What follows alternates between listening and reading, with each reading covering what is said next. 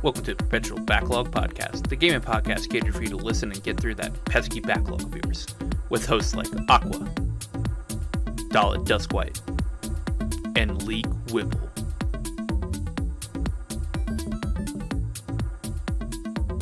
Alright, so I'm going to let you guys go first in talking about the games you played this week, because I've got a long list, and that might take a little bit. Oh, like that, huh? Yeah, like that. I played Monster Hunter with Leek and with our friend Psycho, whom we all know. It was most fun because it's Monster Hunter, and that's excellent. Yeah. I also played Arknights. It's a tower defense game. I'm sorry. Why did you pick up Arknights? Dude, you have a better mobile game to pick up. Just fucking pick up Genshin. Because Psycho has been hounding me about this for a year and a half. I played Arknights. Arknights. Will has been strong until I finally gave up. I was like, yes, sir. You know what? You have shown me enough pretty art. I will play this tower defense game. And it's not worth. So now I'm playing this stuff. I mean, it's fine. Unlike a lot of other games, I just set it to auto in the background. So I guess it's like it doesn't harm me. I end up, during my Arknights time, I end up playing other games anyhow. Or I guess going forward, I'll probably just have it in the background while I do work. Mm-hmm. Yeah, that's what I did. Yeah. Oh yeah, I played Monster Hunter. Of course, we were helping Psycho go through the first bits of the game because they just literally just picked it up themselves. That was fun. Yep. Yeah. We actually fought that Oni. I can't remember his name. The Oni monster. Gasarog. That Boss Harag. is gonna be an asshole. High rank, I think. Pimp Boss Harag. He actually one-shot me today. Oh. So. Did he? Fuck. Yeah. He one-shot me today. I had purposefully put that off to do it in high rank, but Leek brought it up. I was like, yep, gonna do it now. I've waited long enough. It's fun. It was great until... But it's like, oh my god. Yeah, I feel sorry for high rank folks at the moment. Let me tell you. Let me tell you. If you do not have full HP and defense buffs up, and like probably upgraded armor, his little triple spin attack move will one-shot you. Yeah. Because it did me. I can believe that. I was like, This is why we have shields. I'm just a bow user. That's fine, parry it. You got this. You have that new ability now. Yeah, but I have to be like so quick at that, and his I mean, he's Pimp Boss Harag, so. Pimp Boss Harag. Dude, he's got a pimp walk and everything. Yeah. That creature does have a lot of swag when it steps up. Very cool. It I was do pretty like it. Yeah. Yeah. Knock down and just swag it on up. Yeah, I like With most of both the Rise blades? monsters. I do. Specifically, I like most of them. Yes. Mhm. I like all the ones that are based on Oni. Not Oni, on yokai. Because I know of a couple other monsters that I don't like physically, but I don't know about their fights just yet. And it's the Elder Dragons.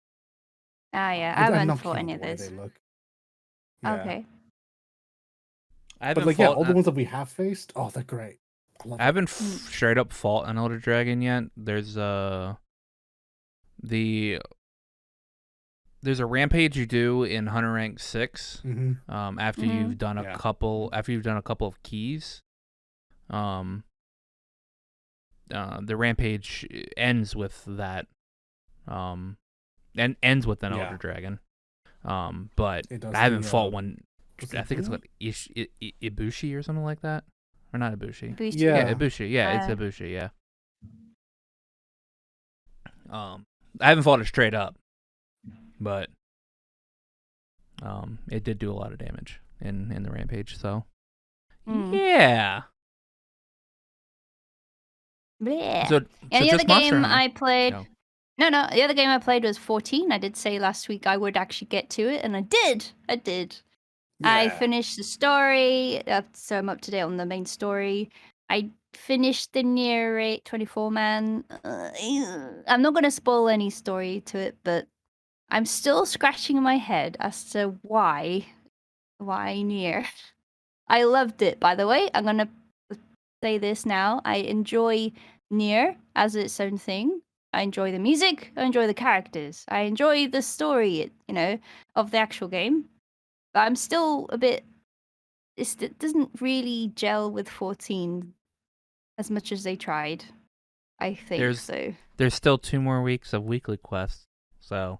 I know there's weekly quests too, right? They've done that with Tomura, so you can essentially. Is it the rebuilding of it? The dailies. Kinda, yeah.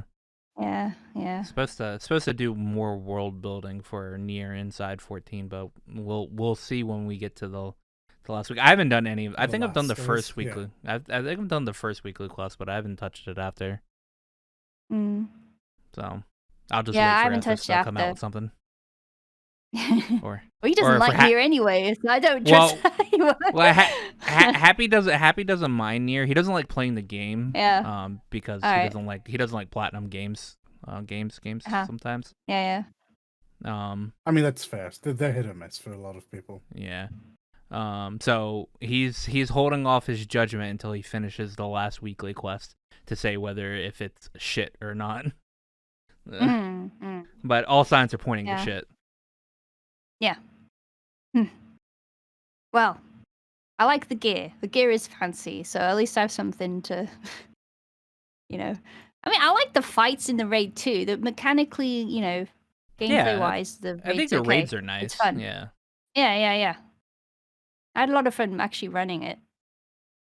Main story quest, all I got to say about that is Arenvold is a good boy. He's the bested good boy, and, pats on his head. He's a good dead boy. No, he's not dead. Stop it. Don't spoil anything anyway, but he's not dead. Don't say that. So just so you know, I sat there and my eyes got super wide. I was like, excuse me. Yeah, see, he hasn't played it yet. Yeah, don't just say that shit. I don't touch my spoilers, but that's big one, friend. What are you doing? Yeah, what are you doing, Dollar? Why not a spoiler. Why are you in this podcast? You gotta play 14. Ugh, because I have to have a backlog, and this is my backlog. Yeah, that's true. He's you have more than just that as your backlog, man. I know you do. Sure do. You're absolutely right. I'm just glad Arenvold's being used again because technically Alamigo stuff, that's his thing. This been teased since 2.x series, Arenvold's story. Yep. Mainly through text extra tests through NPC interaction. At your leisure. I'm just glad. Voldola, we'll see. I don't know. I'm still a bit. I like her, but I love Voldola. Kind of shoving. Yeah. I'd marry her. You'd marry her. Yeah. Big ask. Don't know about that myself. It's the accent. The northern accent. Ah, you like northern girls, eh? Yeah. Yeah, we'll see about that if you ever meet one. Is that it though? Is that it for the? Yeah, that's all I played. All right. Yeah. So, we go down the list of the easiest stuff to talk about first. I played a lot of Monster Hunter today, actually. I hopped in an Laverin's session today, and we... Yeah. I got to Hunter Rank 7. We farmed a bunch of Rachna. Big old spider.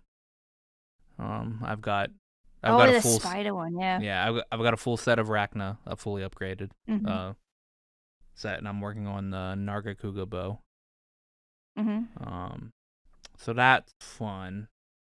There's like a lot of shit to do in that game. Still, I haven't beat like the story yet, on air quotes on that. But I'll probably get that next time. Next time I start I play again. What else did I play? That is easy to talk about.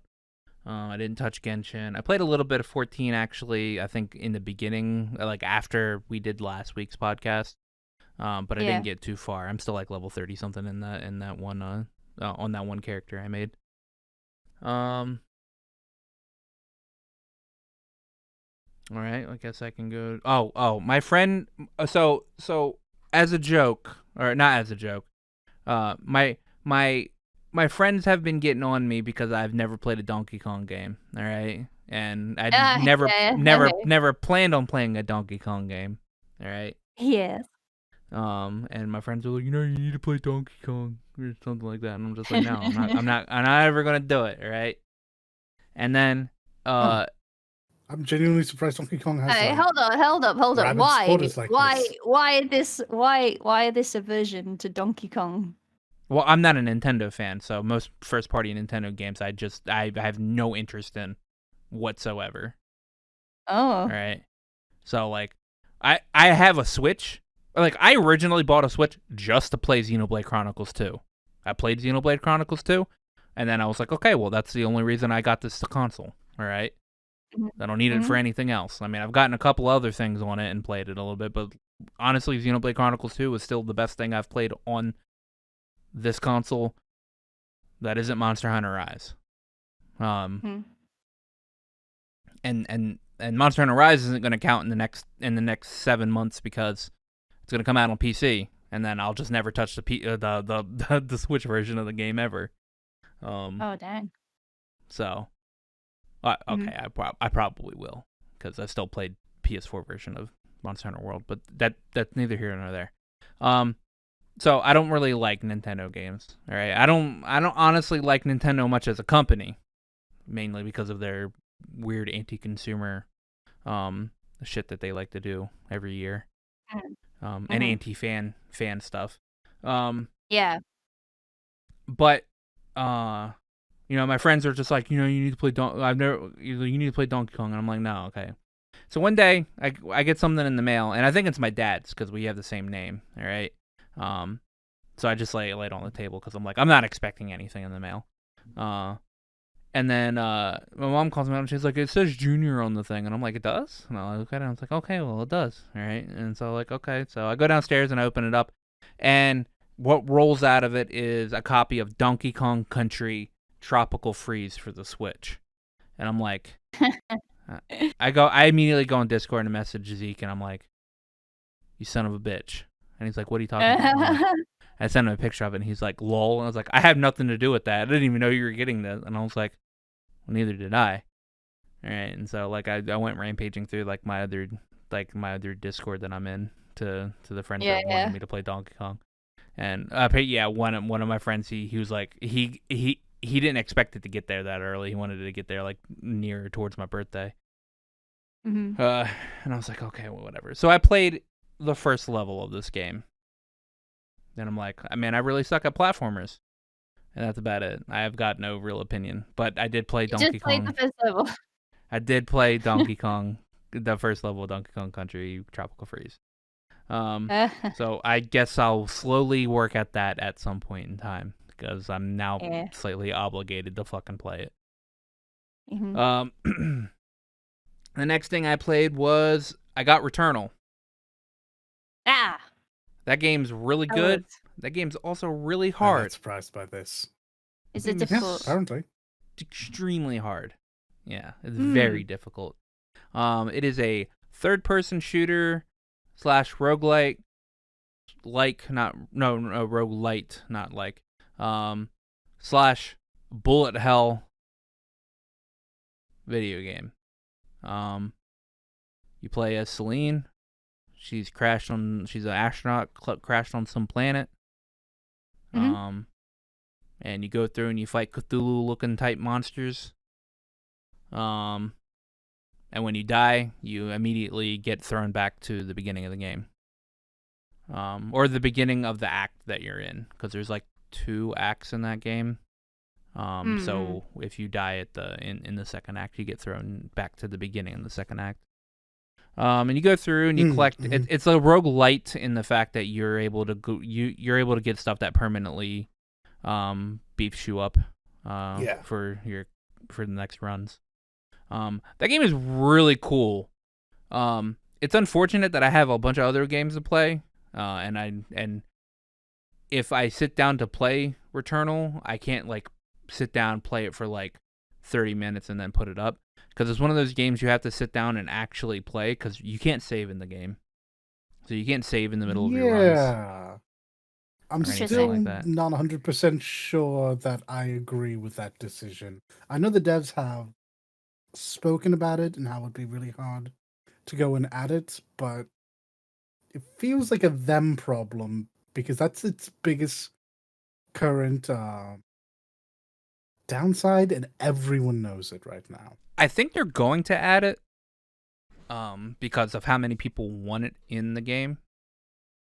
Because even the people that like fervently talk about how great this game is, that is the biggest contention of this game, is that you cannot save in the middle of your runs, and runs can last a very long time, and you can't sit there. And some people just can't sit there for like 6 hours playing a video game. Yeah, they can sit there for like maybe an hour and a half, and then when you have to fucking leave, well, there you go. You have to go all the way back to the beginning. So it does strike me as weird that they hadn't considered this when making. I think they might have considered it. I just think that at the time of them making the game, they probably weren't thinking that maybe that it would have that big of a backlash. But it does. It is pretty big contentious topic on it, and I think they are going to add it in there. It just depends on when.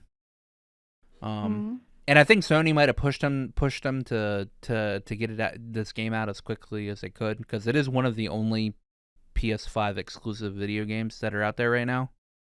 Yes. So my question is, being that it is one of the first exclusives for PS5, how is the haptic feedback and functionality is related to that?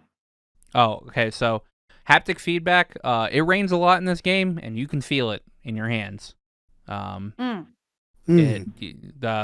way the rain hits you is you can feel like the differences between like a normal vibration between like maybe you shooting something or you getting hit by something, then with like the rain just like falling down on you and everything. So like all the haptic feedback is there. It's pretty much like Astro's Playroom, the way you can feel it, like feel everything in the environment.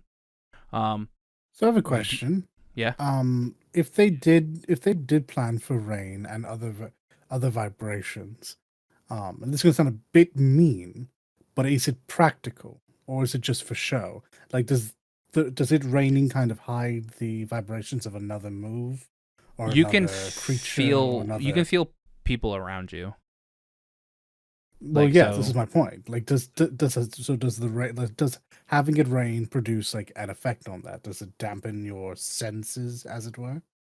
I'm not 100% sure on that one. Like, cause I'm like when you're playing, you're not 100% thinking about that. Cause if you're in the middle of fighting, you're thinking about trying to dodge everything, because it is a bullet hell game. So yeah, you have a bunch of fucking projectiles shooting out after you. I mean, I have noticed that like I can like it's mostly just for show. Yeah. I mean, and that's kind of how I feel haptic feedback is always going to be. It's never going to be like too practical. I think it's just going to be like, oh, this feels really cool. Now, the practicality comes in with the controller when it comes to the adaptive triggers. Yeah, so I've heard. When you push the adaptive trigger in like halfway, like to the point where you start feeling resistance, that is your normal ADS, or your aim down sights. Or I mean, it's not like it's not, since it's a third person shooter, it's not actually ADS, but it's what brings up your like your close in the crosshair or whatever. And that's your normal it readies shooting. Your weapon. Yeah, it readies your weapon. That's normal shooting with your weapon.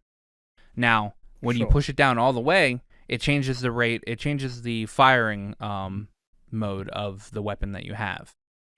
So there's like an alternative type of fire, which is like some weapons will have like a kind of like a grenade launcher type thing. Some weapons will have like a horizontal like burst of energy.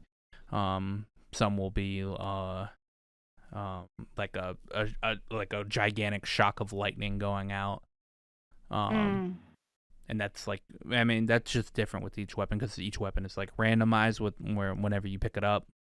Because this game is, since it's a roguelite, it's also most of the stuff in the game is generated procedurally. So you have different enemies in rooms that are generated procedurally through each run. You have different weapons that are showing up. You have different rooms and everything. Like some rooms are static and not in where they are, but like in what they do. Because there's some rooms that you need to like go through to get to a certain boss or whatever, and it's like always that same room.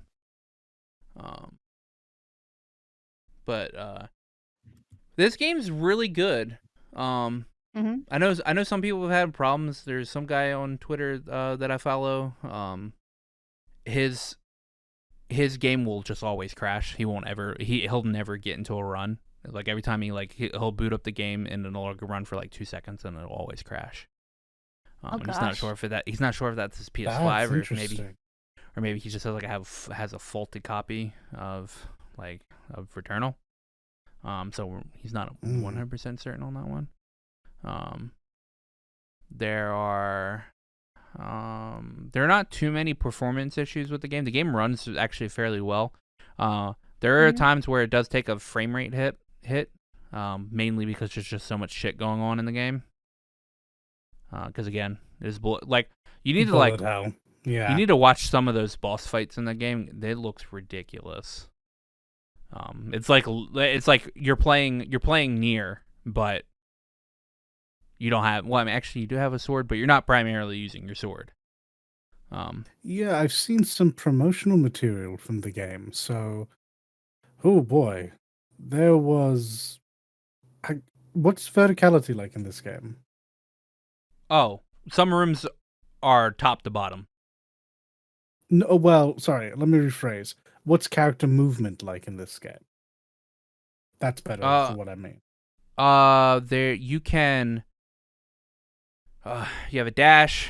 You have you have a jetpack dash as well. So like you have your sprinting. You have a jetpack dash. The jetpack doesn't go very far. So you can tap it and you'll do like a short spurt in your dash, or you can hold it and you'll do like a longer one.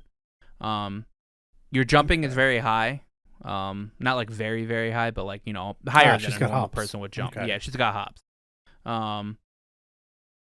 There are when you complete the second biome in the game, you get the ability to hook shot at certain points.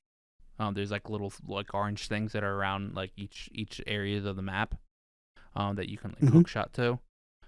So that's a way of getting around. You can't just like jump from bottom to like a fucking like super high like area. You have to like either find a way to get up there or you just have to find a way to get up there. There's like these little tentacle things that like grab you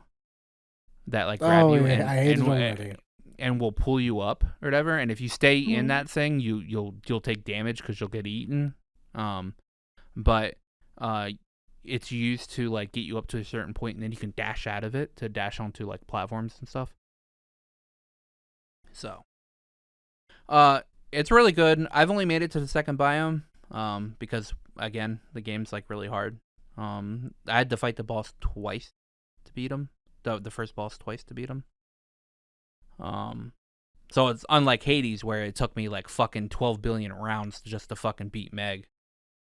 That game took me forever. Don't do it. Don't Meg. shit on Hades. It took me. No, I'm not shitting on Hades. I'm just saying it took me forever to beat Meg. I guess I wasn't like good at Hades, but like Returnal's like while I think it's harder than Hades. I think it's easier to get power ups in Returnal, because depending on the type of weapon you have, you'll just shred. Yeah, it's also a more familiar game type. I know first-person shooters are probably the most familiar, but having a gun, seeing the type of terrain that it is, it being 3 dimensions will do a lot to like really make people feel at home. Yeah. So there's these weird type. So like in Hades, you had the like the power ups that you could pick up. Mm-hmm. In Returnal, you have these types of like artifact boosts that you can pick up, and you have parasites that you can pick up.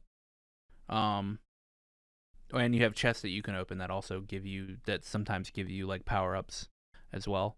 But there's also a thing there's also like a malignant system in the game, which you can pick something up and like, put it in your inventory or whatever, but it has a chance of giving you like a debuff. And sometimes that debuff is your dash cooldown is increased by like 50%, or your mini map is fuzzy, or you'll take damage when you use this, like when you use like an item, or when you pick up something or something like that.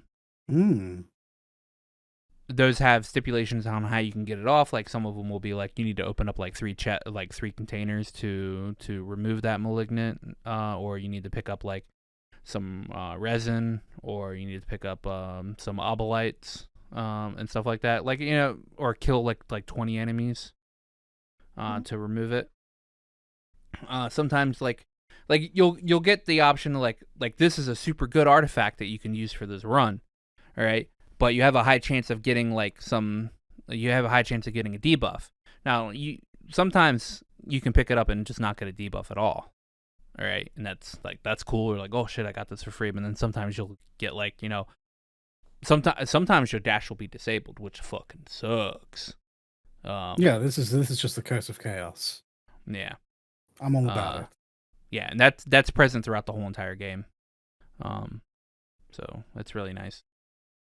Yeah, this game's really good. I don't recommend buying it right now, because there are some problems with the game. It's the game that, like, man, it's hard to explain. I just don't recommend buying it right now. Definitely wait for it to go on sale. Because it's one of those games that, like, while it does definitely have a $70 budget in it, like a $70 like price point budget in it at the moment. It's one of those games that if you're not into those types of games, you're not gonna want to pay $70 for it. So, that seems like a fair enough reason. Yeah. Yeah. I enjoyed it though, and I'll get back to it at some point when I'm not in the middle of playing like all these other games. The last game I played was Resident Evil 8. I played and fully beat it. Oh, you beat it? Oh yeah, okay. Yeah, I heard the story's quite fast. Very good. Yeah, it's man. I have no problems with the story actually, which is surprising for a Resident Evil game, because I know there's like I had problems with the RE7 story a little bit. Even though I liked RE7 story, I've had problems with RE6 story, because RE6 story is a piece of shit. I had a little bit of problems with the RE5 story, but I actually have no problems with RE8 story. I have a problem with that. Some sections of the game are a bit too short. So. Now, are they short, or are you just a god gamer? I'm not a god gamer at this game. I didn't die that often in this game. I only died like a couple of times in this game, but like I would have much preferred this game to have been third person. If I'm at all honest, this game definitely would have felt. I talked to a friend. When they decide to go third person, I might come back. maybe. I think they will in the next game. I think they will go third person this next game after RE8, RE9 or whatever. Primarily Mm-hmm. because of what happens in this game. So you're Ethan, all right, Yep. in the Sure start of the are. game, and Will you be you're saying spoilers? We should warn them. all right. I'm cutting it here because I need to tell you to skip to 1 hour and 25 minutes if you do not want RE8 spoilers. I repeat, skip to 1 hour and 25 minutes if you do not want Resident Evil 8 spoilers. People first. Oh. Yeah, because I don't think we're going to do a spoiler castle in this game, because I'm the only one that's played it. Okay. Yeah. Spoilers. If you do not want to hear spoilers about Resident Evil 8, you can skip to an indeterminate amount of time, because I don't know how long I'm going to be talking about this. So probably be safe 20 minutes from now. Yeah, we can link it in the video description. Yeah. So you're Ethan. This is 3 years after RE7. You're in a house with Mia and your daughter. You've moved to somewhere in Europe. And the movie actually starts out like it's a fucking like it's a Tim Burton movie, actually, or the game starts out like it's a Tim Burton movie. Yeah. That wasn't just promotional. That was actually it's in the game. Yeah, I'm very pleased because I was very taken with that. Mia is telling a fairy tale, or like a fairy tale to their daughter, Rose, and you don't realize that this fairy tale is actually technically telling the story of RE8 until the end of the game, because she only says about half of the actual like fairy tale, and you get the rest of it after you beat the game. And but how could you get the rest? Chris, what the fuck? Why? You shot my wife. Oh man, I hate that. I hate that. So that scene comes up like immediately. All right. Yeah. You put your daughter to bed or whatever, and you go downstairs and you're about to have dinner with Mia. You know, she's pouring a glass of wine and all that or whatever, and then you hear like a gunshot or whatever that goes into the house, and it looks like it hits Mia. All right. But she's just like looking around, like it like hit her arm or whatever. But like, this is like the first instance you get where it's like, okay, Mia should have, no matter where she got hit, or actually no, you know what? She might have not got hit with the bullet. I think it might have broken the glass. I just remember seeing red spraying, and so I'm like, it's either wine or blood. And then about a second after that, she's pumped full of fucking bullets. All right, she's like. They take a fucking, like, you would think it's like a fucking Gatling gun just going. She gets like full blood. All right. Cheese. Chris and his alpha pack his wolf pack comes in, and like, you know, he walks up and just fucking blaps her in the face like 5 times, and Ethan's like, Chris, you just killed my wife. Why? And Chris is like, I can't tell you, Ethan, blah blah blah, and he takes Chris and Rose, and they put them in a truck, and then Ethan and Rose, Ethan and Rose, and Ethan's like pretty much blacked out at this point, and he wakes up in the middle of snow, cold as fuck, you know, the truck's been like destroyed and everything. And he's like, what the fuck's going on? And then you walk, and you end up in the village, and you run into werewolf-looking monsters, and like trying to figure out what the fuck's going on. You get your gun, and you're like shooting people and all that shit. And you have no idea. You're just trying to find your fucking daughter, because you're like, where the fuck is my daughter? Yeah. You run into some of the totally locals. Not Silent Hill 1, by the way. Yeah. Yeah, exactly. Yeah, your vehicle's destroyed. You lost in this weird village, and you're trying to find your daughter. you run into a couple of the locals. Like you get to this one house that's like housing a couple of they're like trying to protect themselves from because Yeah. they have some like religion going on here. They're worshiping some lady called Mother Miranda, and they don't realize we're what back to Resident Evil. This is Resident Evil 4 now. Got it. Yes. Yeah, and they're like trying to figure out like why this is happening, why there's a bunch of monsters attacking the village and all this stuff. You help these two people get into this house or whatever with them, and then, like, you know, they're like there's like less than 10 people but congregating in this one house. And then they do some prayer or whatever, and you're like, what the fuck's going on here? And one of the guy that you helped get into the house, he's hurt or whatever. He immediately turns into a lichen. You have to remember the daughter. The daughter was cool. Yeah. So, you know, he kills pretty much everybody in the house other than his daughter, because you help her get out a little bit, and like she saves your ass. Yeah, she saves your ass. She's like he's like trying to kill you, and she picks up the shotgun and fucking blaps him with the shotgun. And you're trying to escape the house because it's on fire or whatever. And the guy's still alive. Like the werewolf guy's still alive. So you're like in the attic or whatever, and he like comes up and he's like, Elena, and she's like he's still in there, I'm gonna help him or whatever. And she like walks down a little bit, and then like some of the wood breaks, and you're like, oh no, I need to help you, Elena, grab my hand. And she's like, and then she just falls in the fire. Yeah, so very she's sad. dead. And then it's actually more emotive than Scribe. That short spell, you kind of do feel for Elena, because Elena was cool. She was. I wanted her to live, but then Ethan's like, "Why does everybody I know die? Why does everybody keep dying?" Oh, it's nice to mention. It's important to mention that right before this or whatever,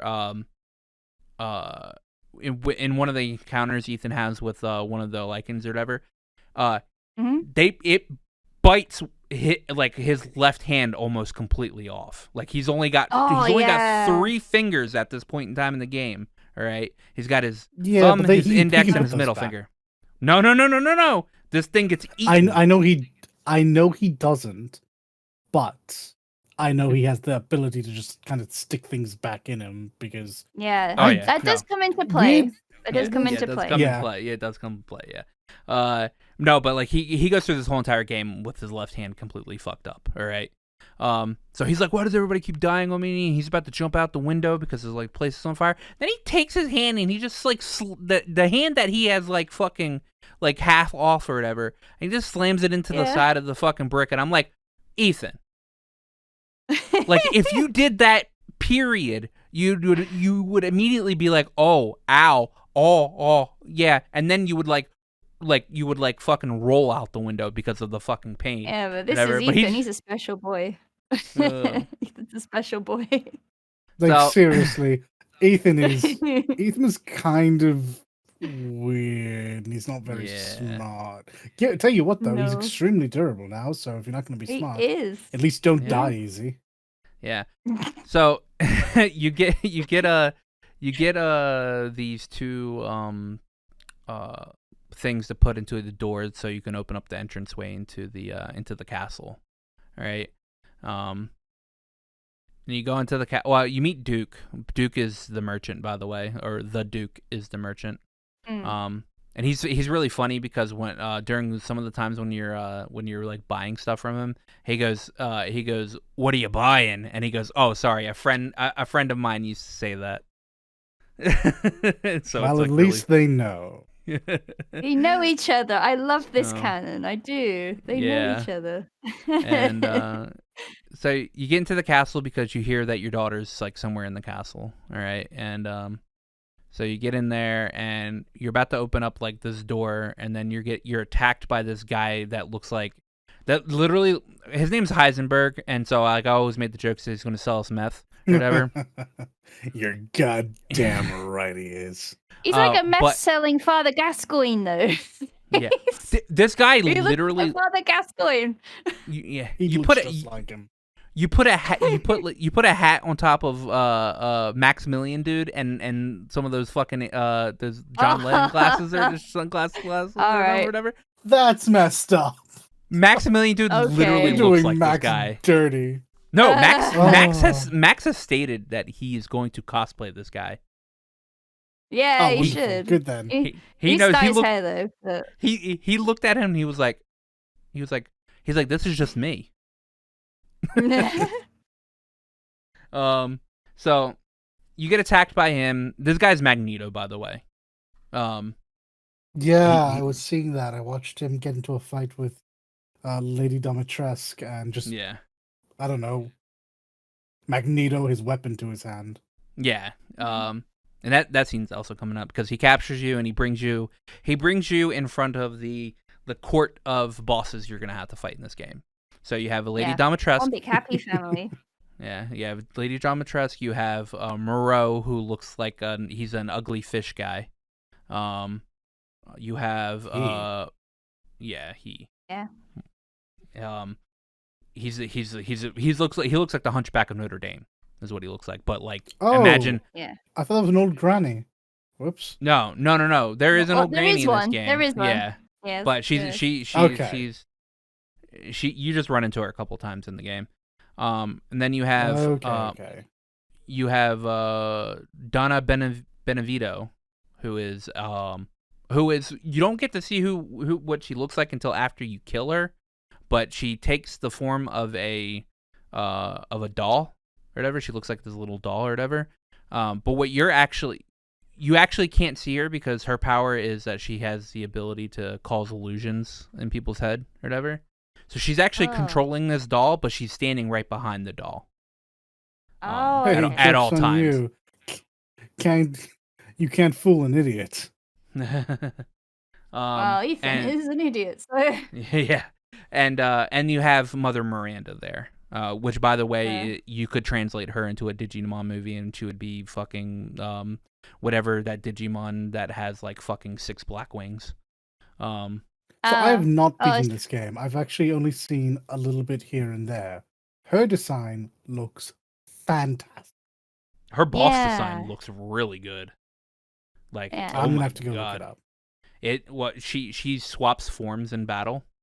Like, she's got like 4 different forms that she swaps in battle, and that design looks fucking sick.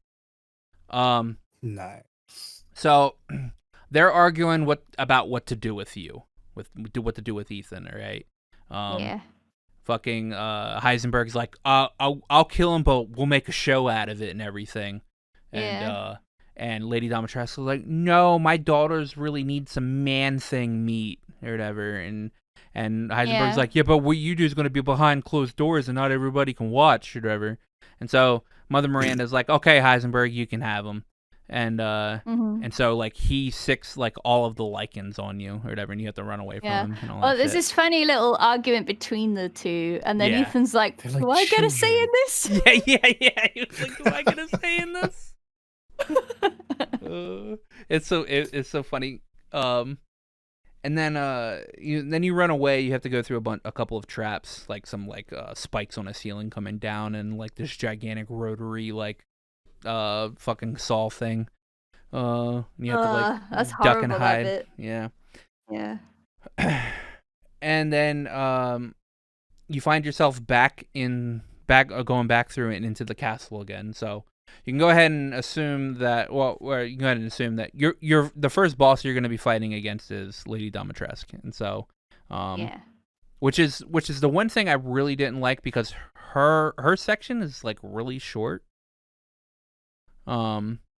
Because you're just going through the castle, which feels really Resident Evil-esque because you have to go and get keys, you have to go and put like stuff in. It's kind of like feels like you're in the police station. But you're in this castle, and you can't fight Lady Dimitrescu and at any point in time. Like, you can try, like, shooting her or whatever. She doesn't get stunned at all, whatsoever. So, when you see her, you just fucking run.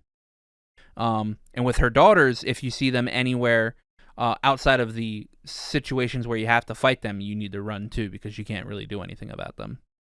So you're going through the kind of lame. I liked with like X being able to bring him to a knee and give you time to do. Yeah, You no, can shoot Lady Demetrex's head. No, like Yeah. that will stop her a little bit. Same with X. She stutters a second and she's like, "You're gonna pay for that." Yeah. And then Yeah. you know, continues to attack you.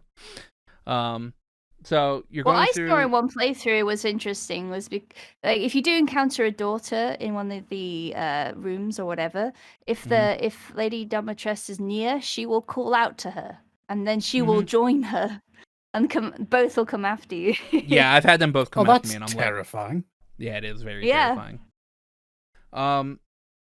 There's an instance where you finally come up to the against the first daughter. And she's like, you know, throwing you into the room, and then Ethan, like, he takes his gun and he's like shooting at her, but like it's going through her or whatever.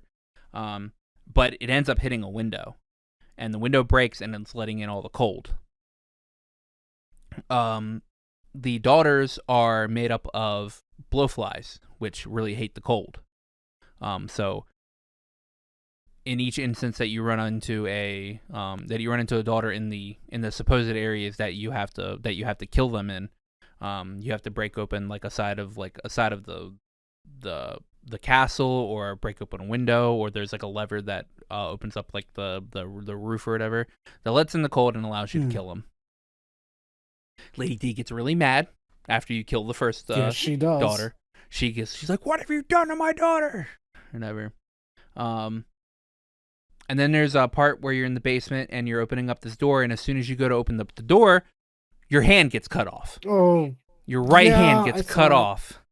All right, and she's running after you, so you have to run around, grab your hand, open up that door again, or like finish opening up the door, and then go through and run, and you get to this like room with this plate that you need to take, or like this metal like head, or not metal head, but like porcelain head you need to take off. Take that off, and it like moves the thing up into the courtyard. But as you're like moving the thing up into the courtyard, fucking Ethan takes his hand, all right, puts it back onto his thing, and he pours your first aid fucking juice on it or whatever, puts his hand back on it, and then it just heals and he can use his hand. And I'm like, what the fuck, man? Like at one point in time the game, at one point in time in the game, are you like, you know, this shouldn't happen at all. Period. It's kind of weird hinted that at in the 7, game, though, right? Yeah, kind of. Yeah, that's 7 is the 7 exact reason explain why it can happen. Yeah, because remember his left hand is currently, well, I don't know if it currently is, but during that game was stapled on. Yeah. I don't know, like in a game with zombies or zombie adjacent things, lichens, tyrants, or whatever Lady Domitrescu actually is, and blowfly women, him just being able to reattach limbs is actually the part that takes me out of the game the most. Well, there's a reason for that, and that is revealed to you at the end of the game, or towards the end of the game. Okay, well, I actually haven't watched the game. I've just seen a bunch of, the big things. Yeah, there is a narrative reason, and it does make sense because it does tie to 7. Yeah. So I'll quickly kind of speed through this. Okay, you go through the castle, you fight Lady Domitrescu. By the way, I like to point out that Lady Domitrescu, the reason why she dies or whatever, the reason why you're able to kill her is because of herself.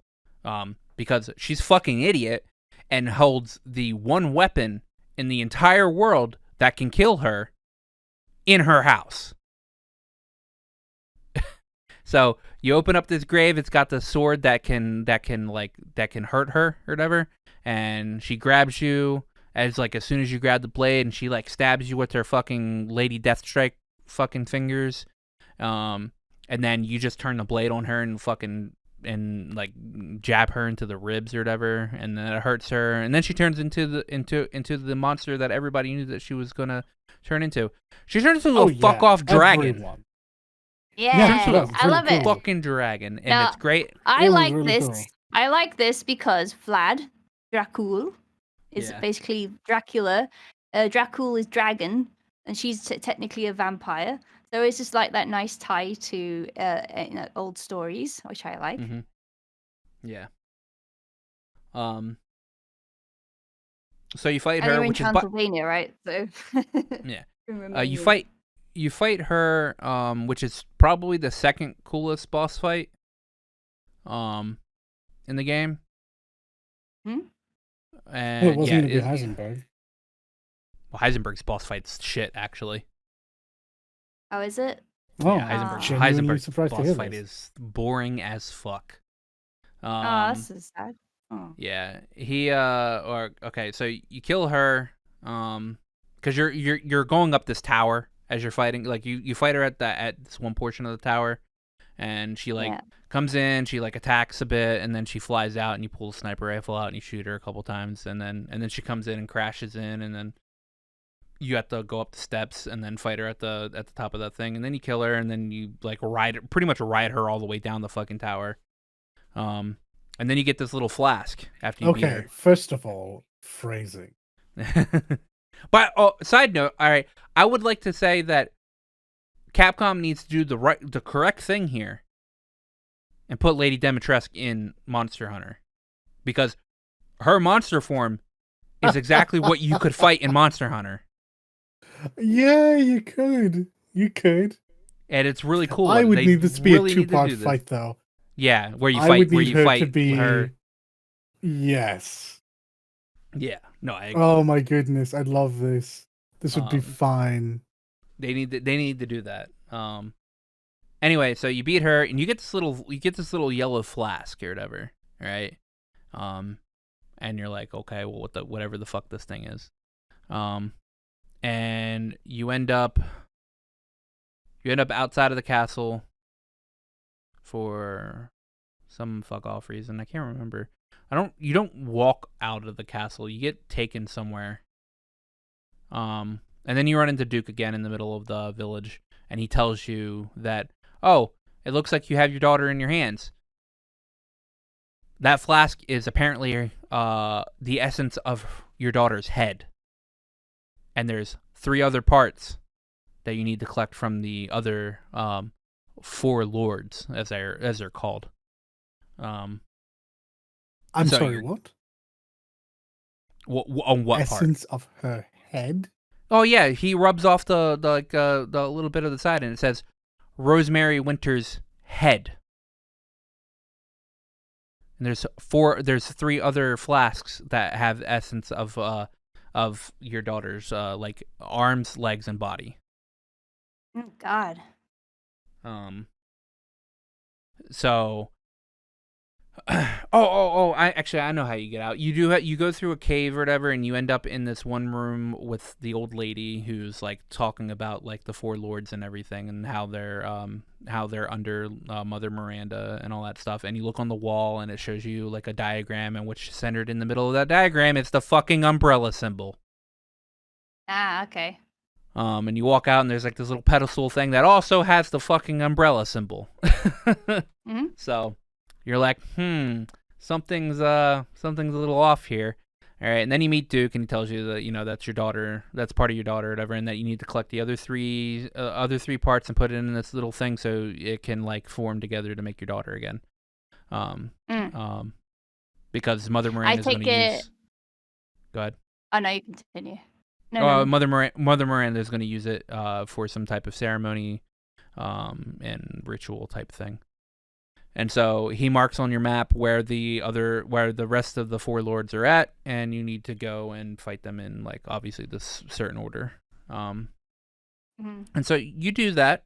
The first on your list is Donna Benevito, which is the doll lady, which by the way is the best part of the video game, period, because you get into her like house that's on the side of the cliff or whatever, and you go down into the basement, and it turns into what this game probably should have been, which is a Silent Hill game, where you don't have any weapons. She takes all of your weapons away, and you have to solve a bunch of puzzles in this like basement area, while also avoiding a giant unborn zombie fetus.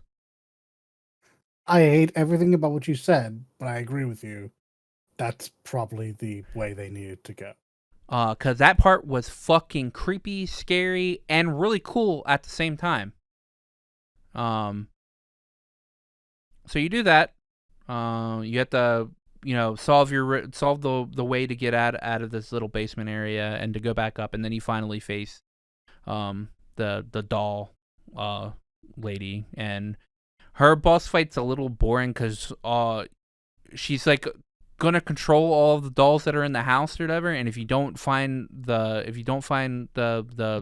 main doll in the right amount of time, they attack you and all that shit. So you literally just run around the house trying to find the doll, and every time you find it, you pick it up and you just fucking like jab a fucking pair of scissors into its head.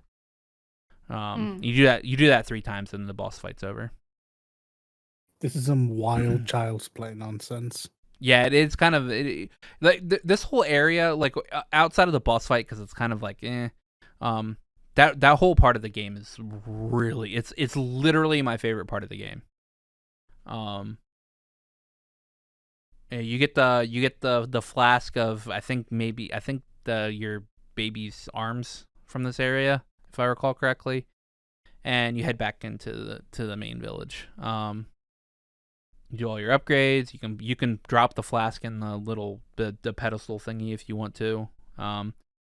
You get you during this whole entire time you're upgrading this key that opens up other areas. So like you're always adding to this key. So you get the next part of the key. You open up the area to go down into the reservoir area where you fight Moreau, who ends up being a giant fish. And he's got like the worst. God, his boss fight is the most typical Resident Evil boss fight where you just run around a corner and wait for the fucking guy to come around the corner and to shoot him. It's like in every fucking Resident Evil game. During this part, you run into Chris again. Him and his like wolf pack people, or they call him like wolf hound or something, hound something. Anyway. I like this because it does imply that he might be a werewolf. And he's named Alpha or whatever. Like his code name is Alpha. Yeah. He tells you, "Don't get in the way, Ethan. Just get the hell out of here. We're gonna take care of everything, and all this shit." And then Moreau attacks as a giant fish. Then you figure out some way to like dry up the reservoir, so you can actually like have an arena to fight Moreau.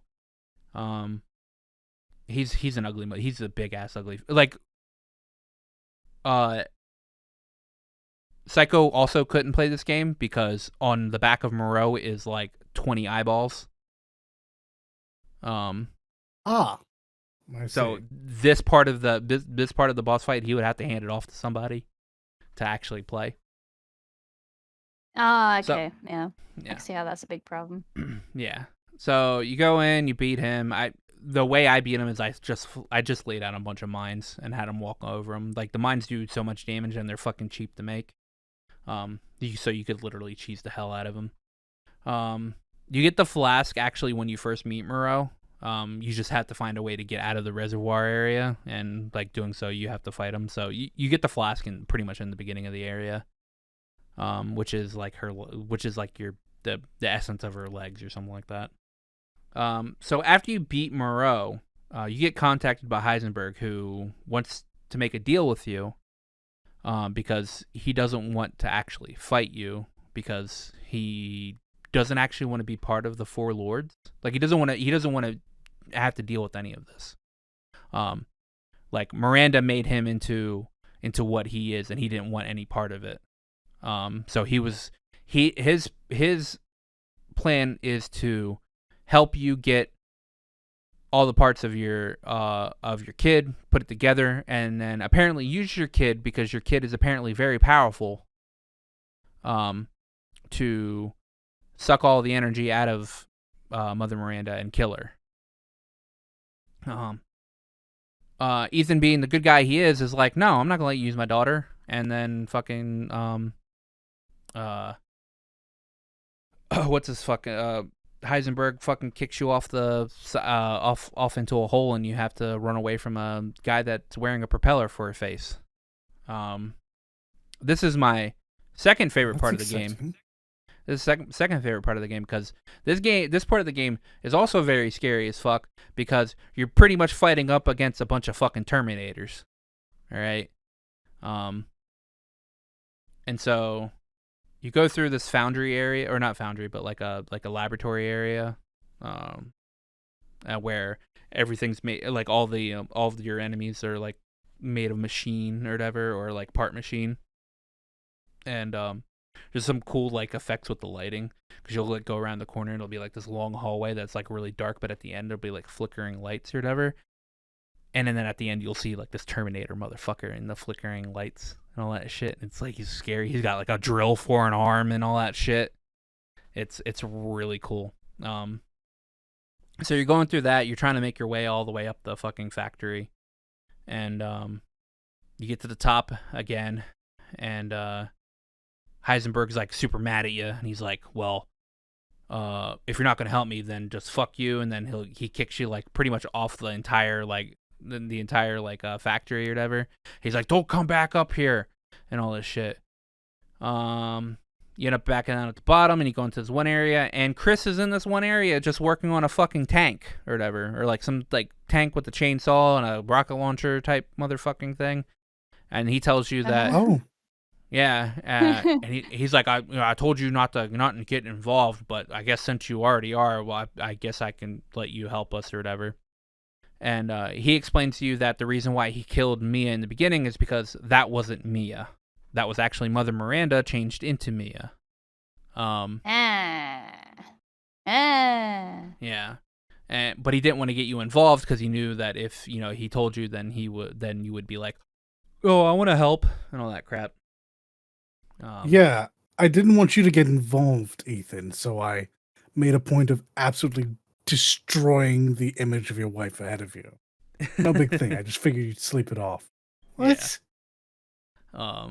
So Chris is like, well, okay, well, fuck it. You deal with Heisenberg. I'm gonna go try to find Miranda and all this shit, and deal with her. All right. So you get into the tank. All right.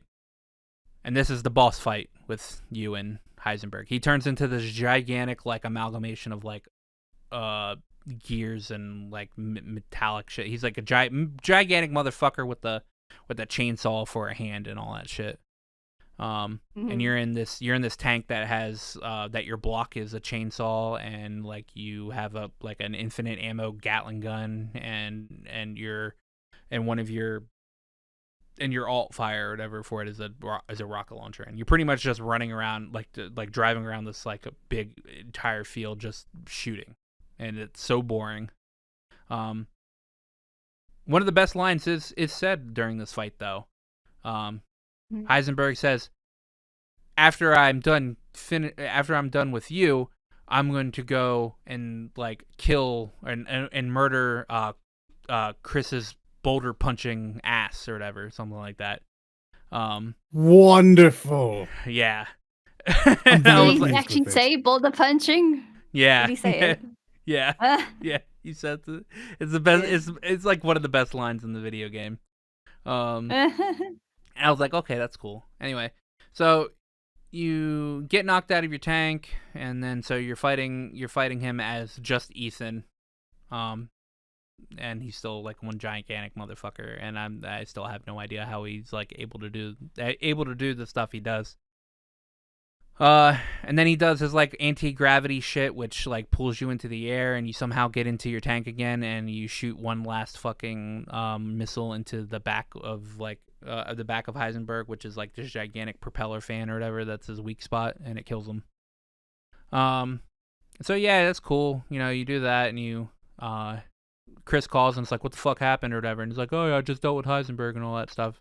And then you hear your baby crying, and your baby's like sitting on this like log or whatever, and you walk up to it, and then Mother Miranda shows up and is like, what's up?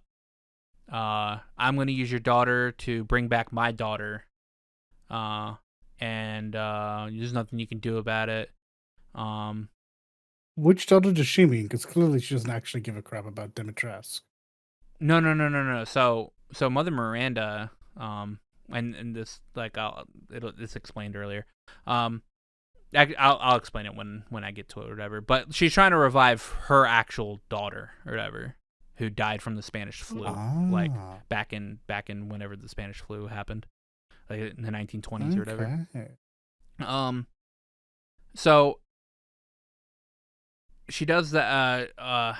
She's like explaining all this shit to you or whatever, and Ethan's like, "Well, fuck you. You know, it's my daughter. Don't do this shit." And like, and she's like, "Don't worry. You know, after I deal with you, I'll be able to revive you because your life stream, your lifeblood's gonna go into the mega mycite, fucking thing that's like planted into the ground or whatever." By the way, it's pretty much the stuff that was happening in 7, which is like the whole like black mold shit or whatever.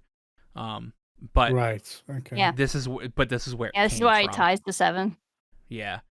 And so like, you know, Miranda like hides behind this like little like tree thing that she made or whatever real quickly, and you know, Ethan's like, "Well, I'm gonna fucking kill you" or whatever, and then out of nowhere, like she like comes up from the ground and just fucking reaches her hand into fucking Ethan's chest and rips his heart out and then crushes it in front of him.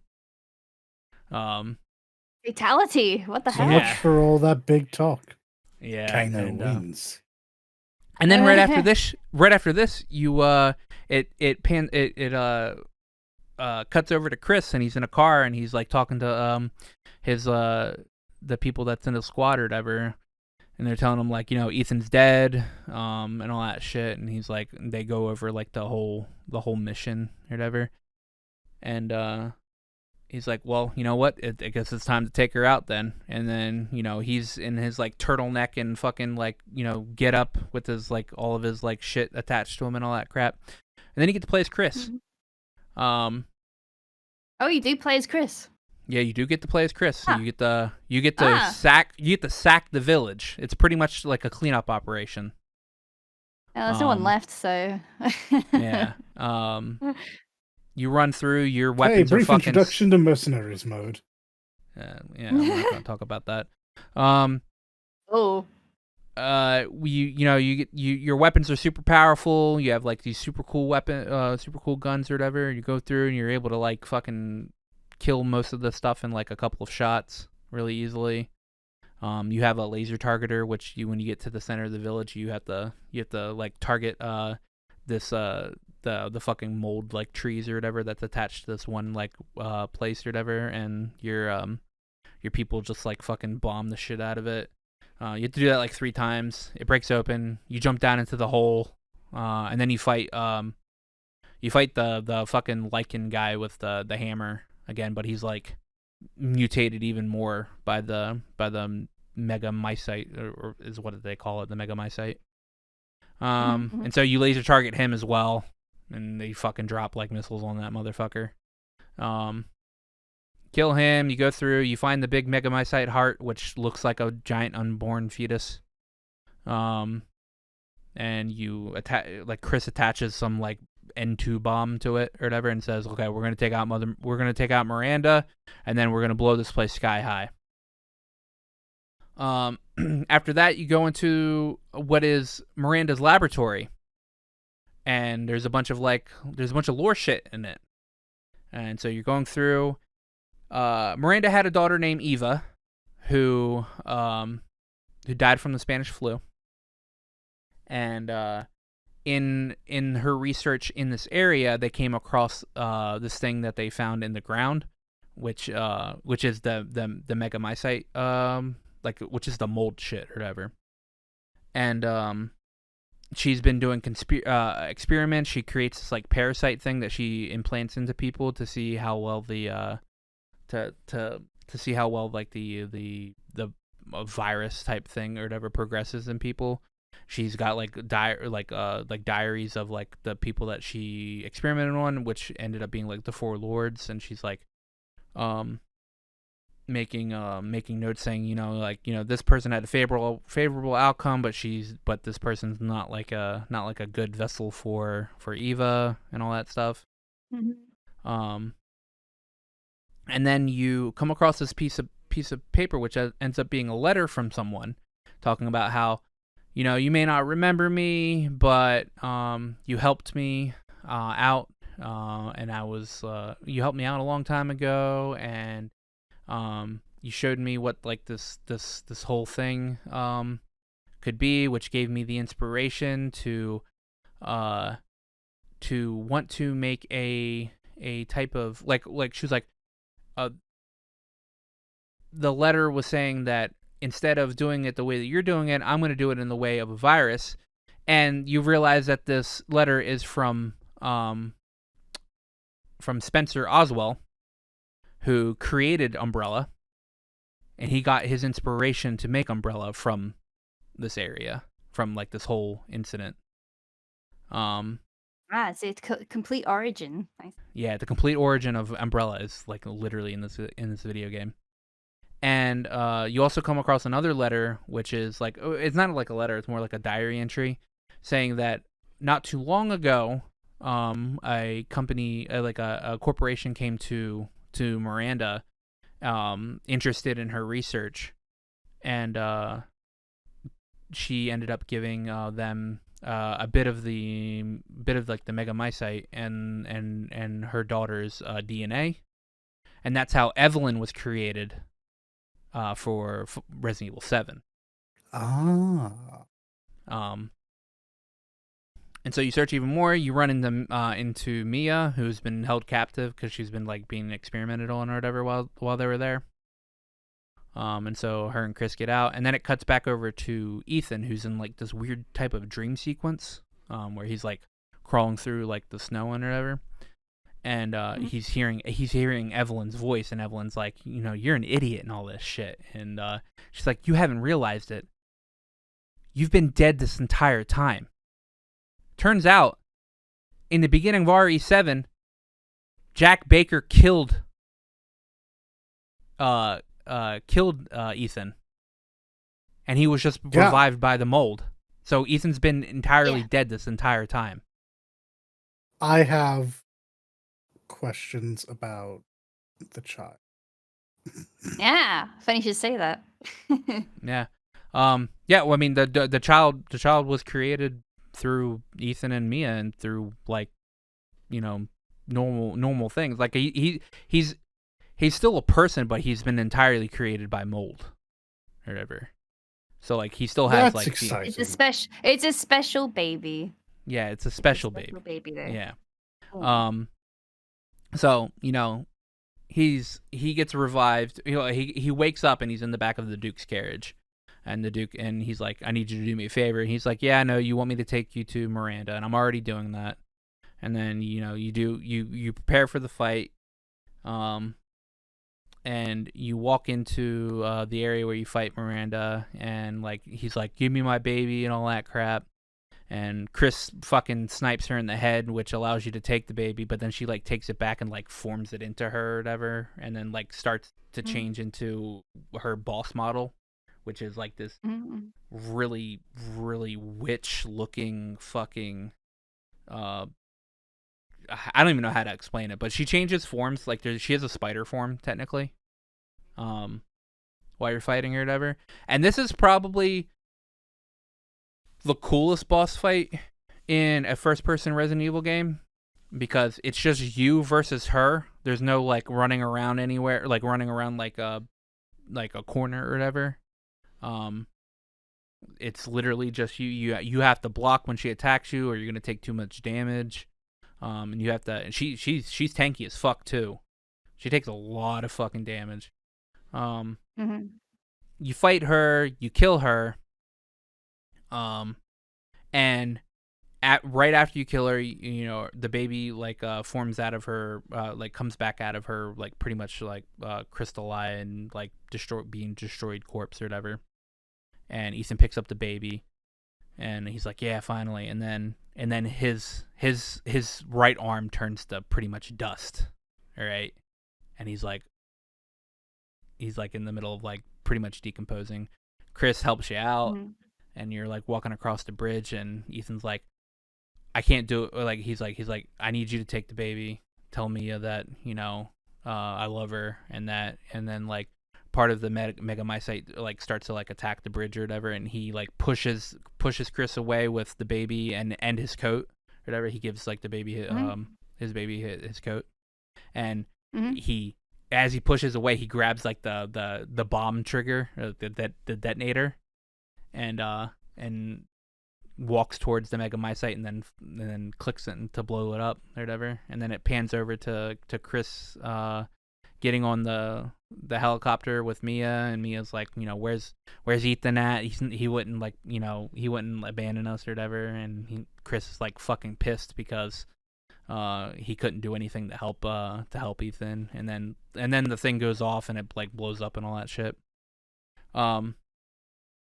What I didn't say during the attack on when you're playing as Chris or whatever, there's like a scene where the BSAA arrives as well, and they're coming down to like to try and get the Megamycete as well, or like try to take out Miranda as well. Sure. But when you get back when Chris gets on the helicopter at the end, one of his like the people in his like pack or whatever is like I need you to look at this, all right? And it's the corpse of one of the BSAA members.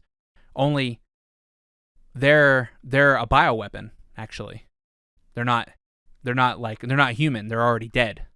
Like they're just like they were a walking corpse. So apparently somebody's taken over the BSAA, and instead of being against bioweapons, they're using them. Interesting. Chris and Sheva aren't gonna like that. Well, Chris isn't part of BSAA anymore. He's part of New Umbrella. This is true. Yeah. Now Sheva is part of. Pleased with it. Sheva's still part of BSAA. Barry's still part of BSAA. Jill's still part of BSAA. And there's one other person. Is Jill still part of the BSAA? Yeah. Like Chris was the only one that left. From what I recall. And so that ends that right there. It goes to credits after that. And then you get the second part of the story of the Tim Burton-esque type story. And then after the credits, a post-credit scene happens where it seems like it time skipped about 16 years because Rose is now pretty much a 16-year-old, like she looks like one. And she's visiting Ethan's grave, and she's got some Secret Service agent with her, who like makes a joke and calls her Evelyn. Leah. All right. No, he calls her Evelyn, and it wasn't like a joke. It was more like with the way he said it was more like a snide remark towards her.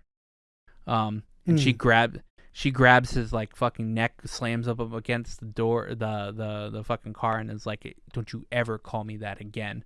And he's like, "It's just a joke. It's just a joke, Rose. I swear." And she's like, "Don't mess with me. I can do stuff that Chris doesn't even know I can do." All right. So she's obviously got powers. Yeah. And then they get into the car. Like he's on the speaker. Like he's on like his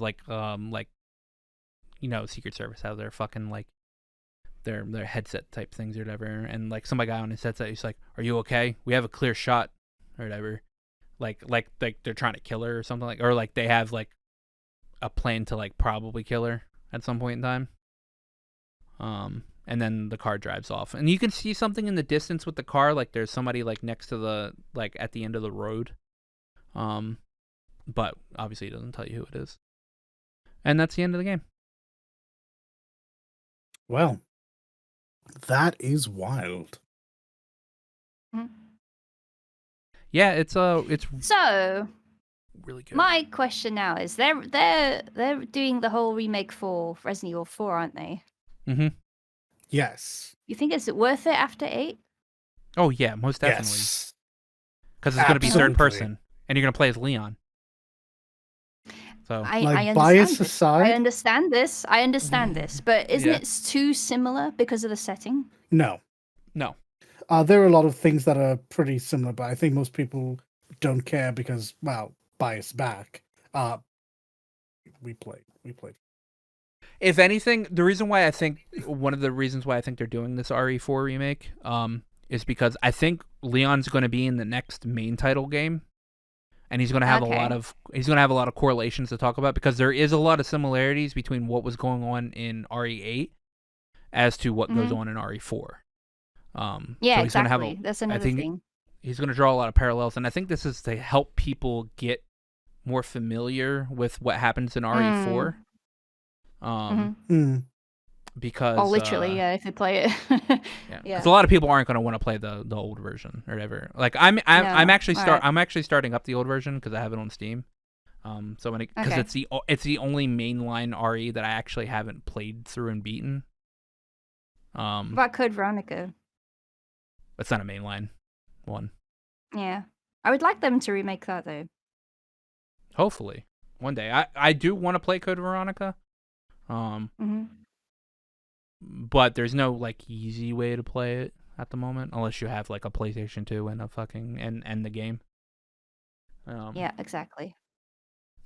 But yeah, I think it's actually good for them to make this RE4 remake, because it's gonna open up a lot. It's gonna give people a better way to play RE4, and not have to deal with the insane tank controls that is RE4. Because RE4, I don't think RE4's controls were that bad. Play them now. They weren't buttery. I'll give you that. They weren't buttery as later installments, but I've played 4 and 5 recently. I played them just 2 years ago. Yeah, but you've played RE2 remake, right? Yes. Now imagine that, but RE4. I mean, look, that's fair. Like, it's gonna be better. I just, of all of its flaws, I really don't think the controls were one of them. Yeah. Anyway, because I probably talked way too long about fucking RE8. Great game. Hey. I wouldn't say worth the full price, because I almost think like a lot of games aren't worth the full price. I have a problem with Mercenaries, and that's mainly because it's single player and not multiplayer. Weird. Which pisses me off. What? Is that why you grumble? Yeah. It's not multiplayer? Yes. It's not multiplayer. Yeah. Why is the point? It's only Mercenaries. It's not multiplayer, and it makes me furious. It was. That's weird. Weird choice. Because I don't think the Mercenaries in 8 is worth playing single player. Because I played a round of it, and I was just like, I don't know about this. It doesn't really feel good. Because I don't like the combat in RE in the first person Resident Evil. They're not that good, and you can't really and I have this talk with my friend like every time we even talk about RE. The boss fights in Resident Evil and in the first person Resident Evils, they can't really be done well because the combat in the first person ones have to be built around a certain way, and so they're not really all that good.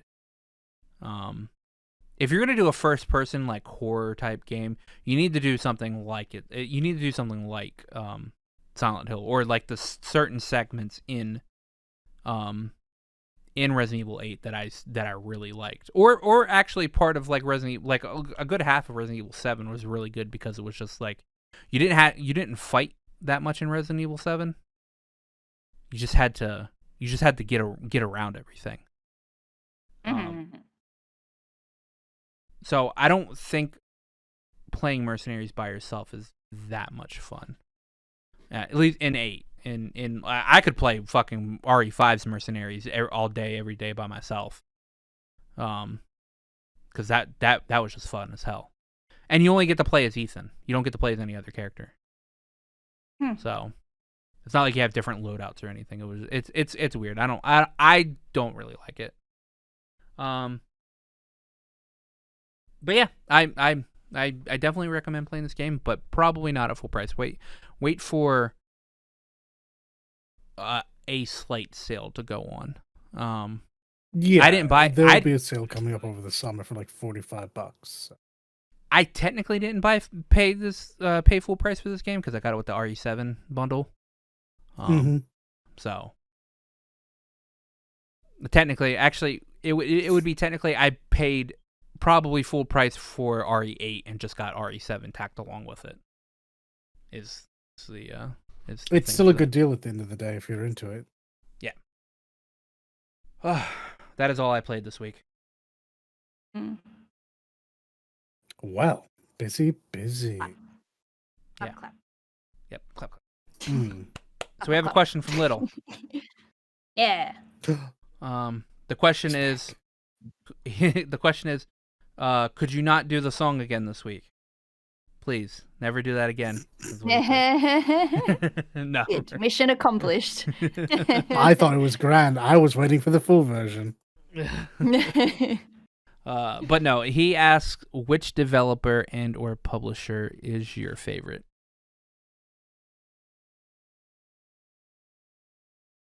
Any publisher any or takers on this one? developer? Yeah. Let me think about it. God. What games do I see? Because this could differ from the games I like, because I could respect the publisher developer separately to that. I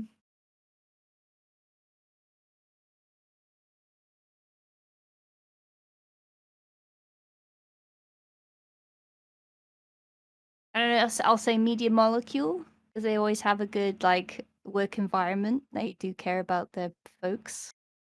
Media Molecule is the one who did Little Big Planet, stuff like that. Dreams is the recent one. They always try to make interesting games too.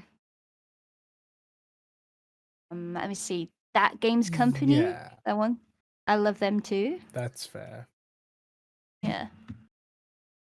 Damn.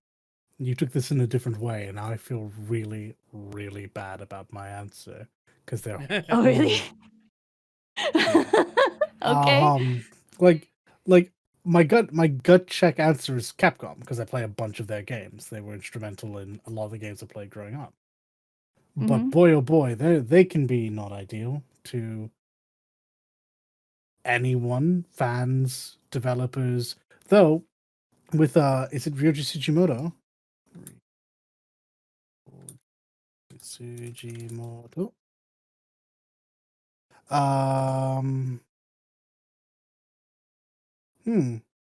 Nope, he's an actor.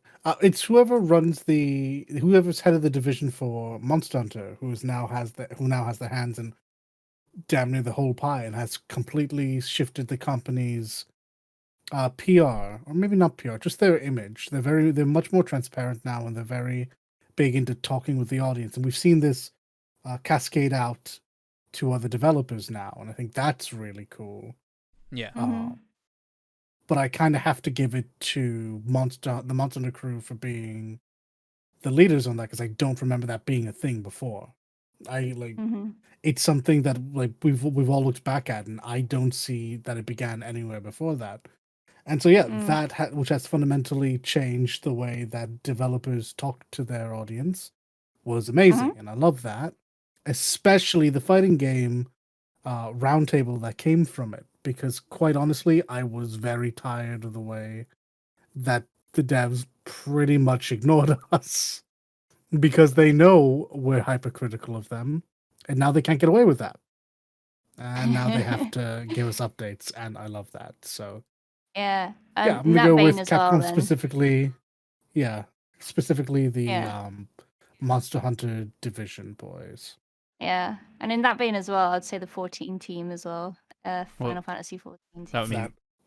I was about to say that's the one that I didn't want to say because I figured it'd be Aqua's. Oh, sorry. Am I stealing your answer? I mean, I have a backup answer, but yeah, no, I was gonna. We I was. have the same answer. You don't have to be different. Nah. Gotta be different, but no. I feel like it's almost cheating for any of the three of us to say Business Division 3 because. I was gonna say Creative Business Division 3. Because of course we like them the most. Yeah. I mean, yeah. I mean, if I had to pick another another developer, I mean, I guess I haven't had too many problems with Bandai Namco recently. I don't really. I never want to pick publishers because almost all publishers have been pretty shitty lately. Oh, right. Yeah. So I'm gonna go ahead and I'm gonna say Creative Business Unit 3 because obviously they've I mean they can do no wrong. But after that probably be Bandai Namco. More specifically, recently the Tales team.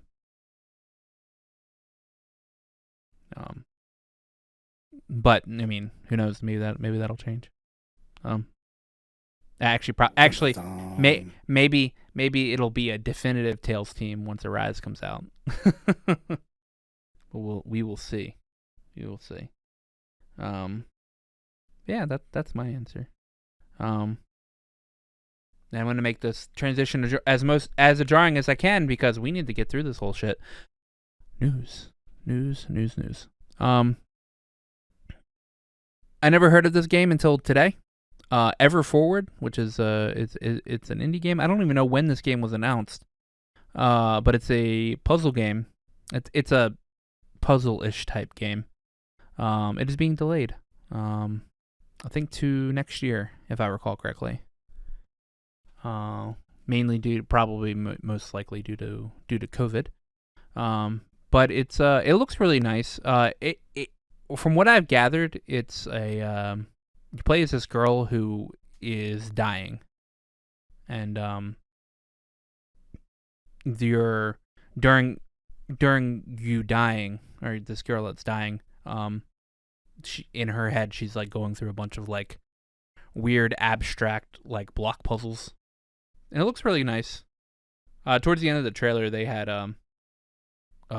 the reason why I think that like the person you're playing as dying is you hear somebody that sounds like what probably is your mother telling you to breathe, whatever, or like, you know, take some breaths, like maybe she's in the hospital or something, who knows.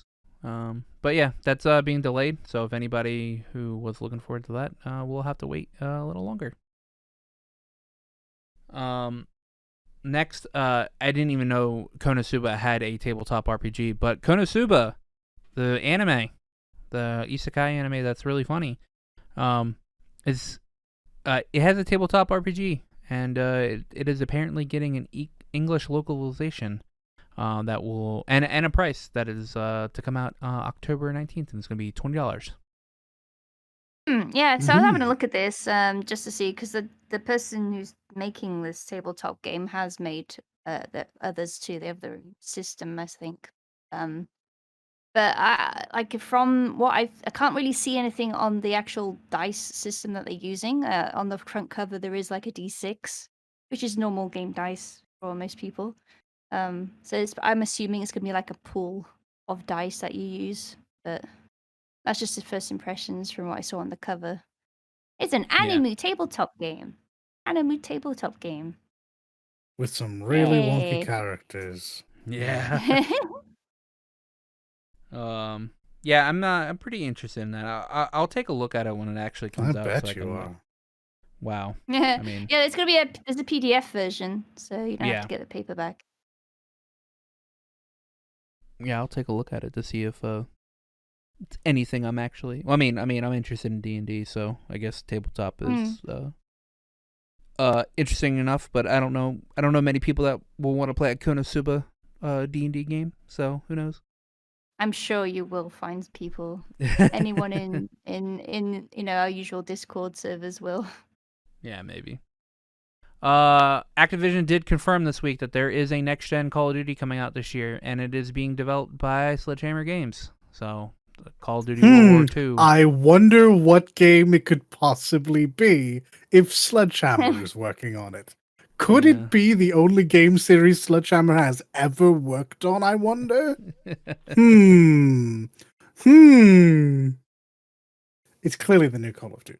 So I don't know why they're even being coy about it. Yeah, I don't know. But it's definitely going to be that World War II game that we reported on a couple of yes, absolutely. months ago. Mm. Coalition, the developers that are making the current Gears of War series, because it used to be Epic. They are moving on to Unreal 5. So the next Gears of War game is going to be on Unreal 5, which is pretty exciting because the whole Unreal 5 engine demo that was shown about almost a year ago was really cool, and looks like it's going to boost graphics immensely.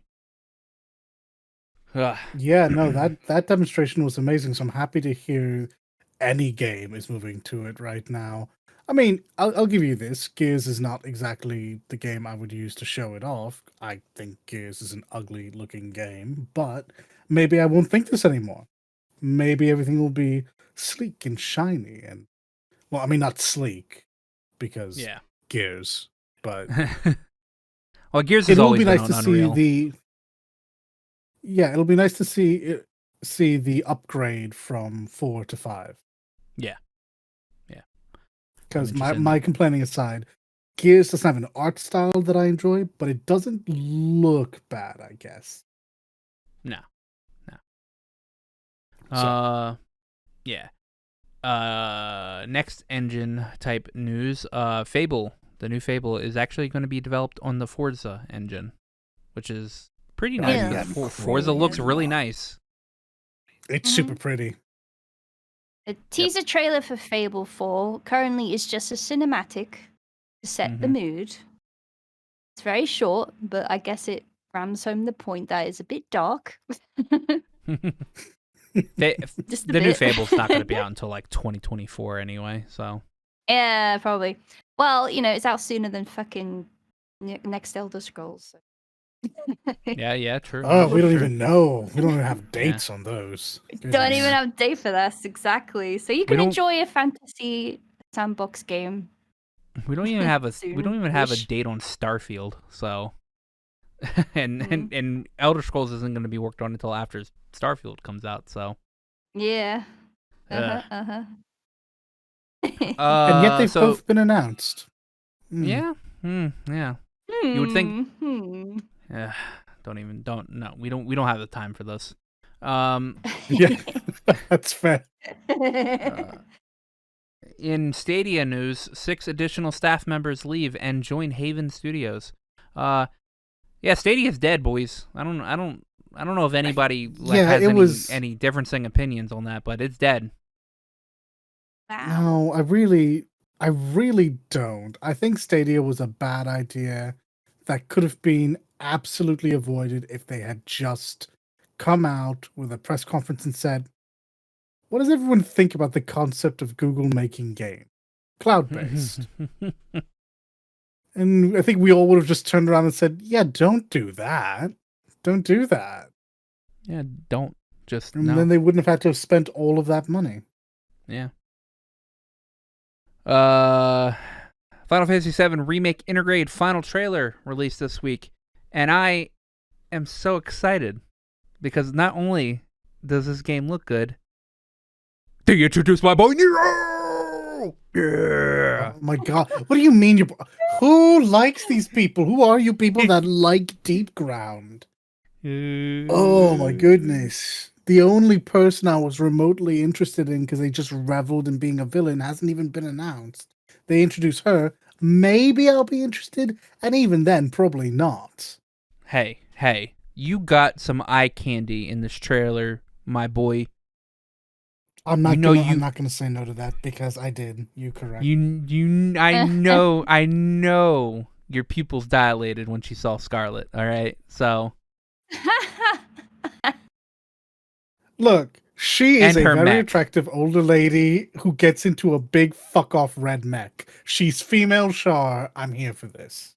Yeah. She looks so bored as she's trying to kill you too. It's perfect. Yeah. There's a scene with Yuffie. It looks like she's either witnessing the plate falling or the fates are showing her the future. So yeah, I've seen a lot of people read into this visions and such, and I think honestly, most of the times I give a lot of people grief over that, but this is absolutely the type of game wherein that could happen.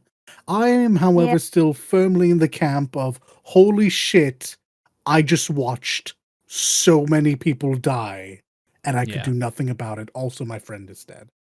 Oh yeah. No, so So Sonon, there is he's no way Sonon's guaranteed getting dead, out of right? this He's not alive. making it. He- He has a little sister that's died. He's out for revenge. Yeah, no, this is to give Yuffie depth. His death passes his journey onto her and just start taking things more seriously. That's my Yeah. Oh my god, the other Um, guy sounds like Goofy's Melfi or something like that. Yeah, Should have been Melfi, yeah. That's what it was. Goofy. Yeah. Yeah, there Yeah, was like a tonal shift in Yuffie's character though, because in the actual the old game, she's very aloof and goofy. She's a goofy character. She's a comedy relief character. But they've obviously they've completely changed how she's presented in this game. So yeah, she's still very lighthearted, but you're right.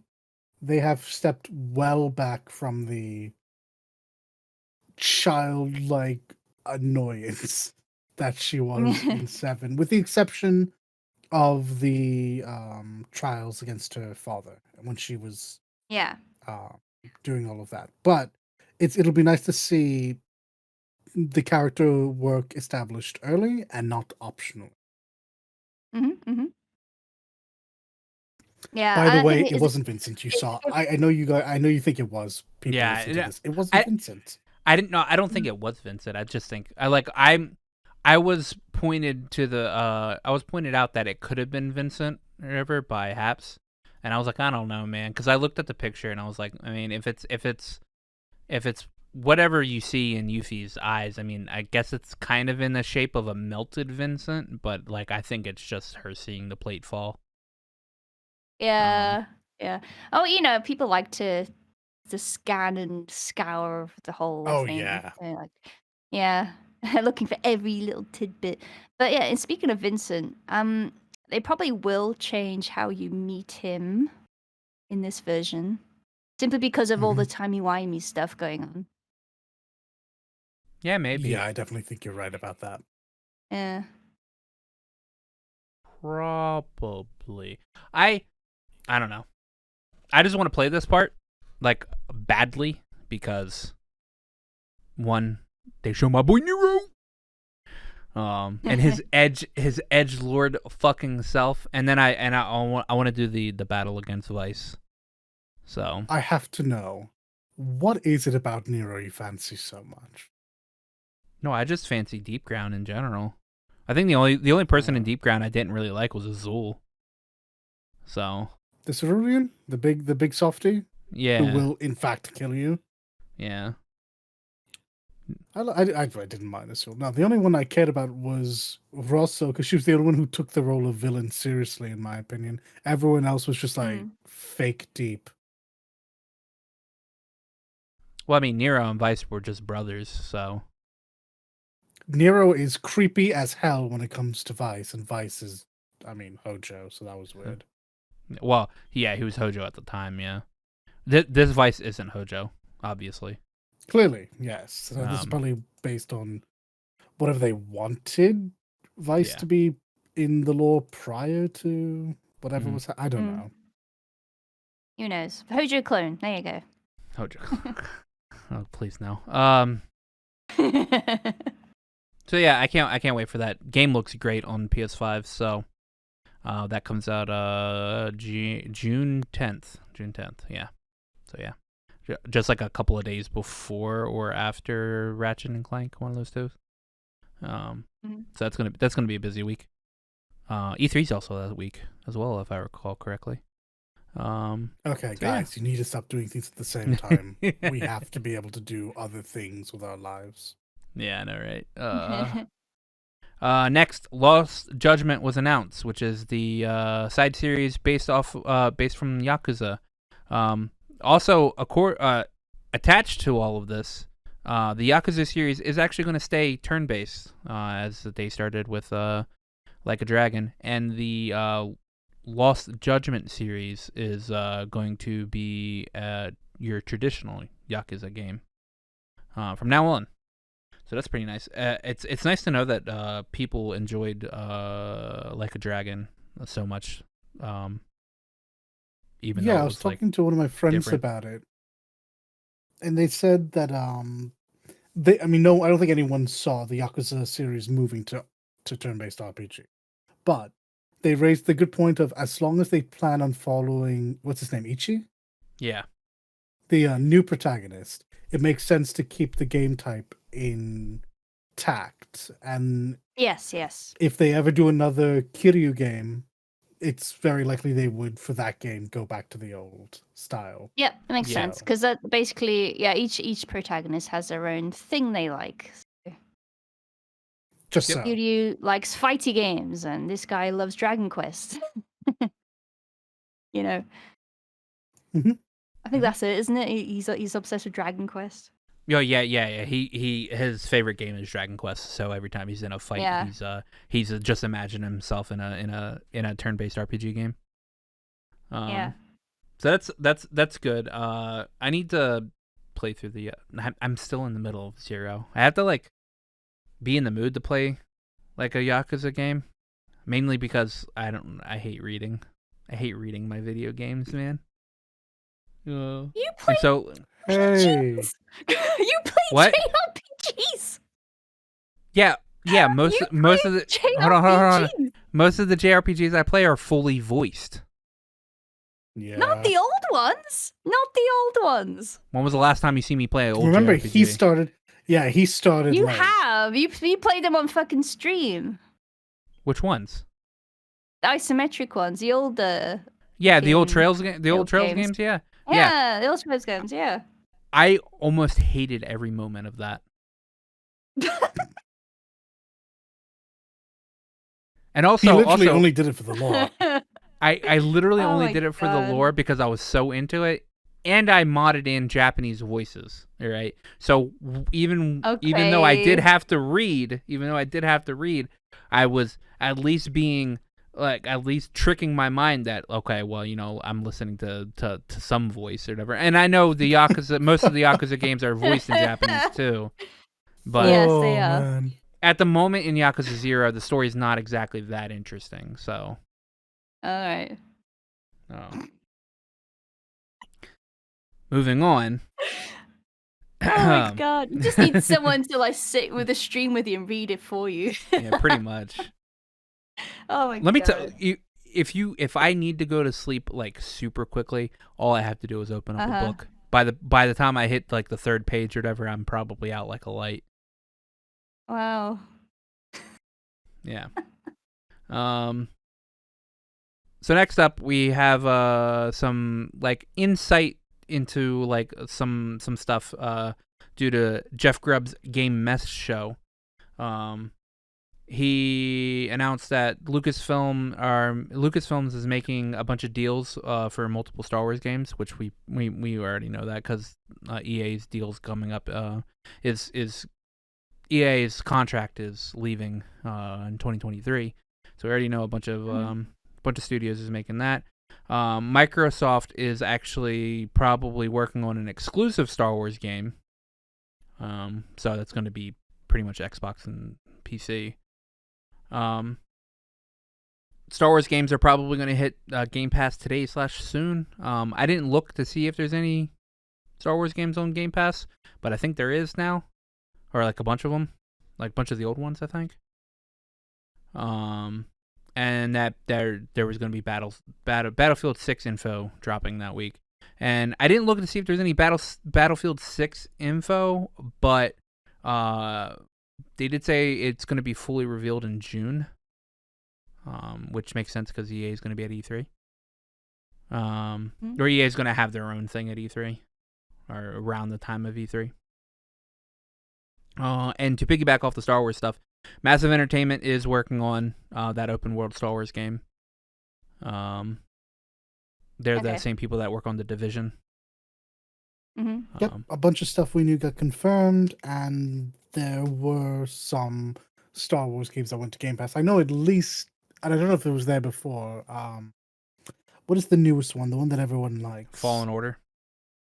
That's the Yeah. one. Is on Games Pass. Yeah.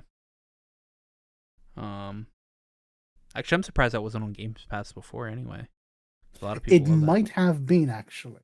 So.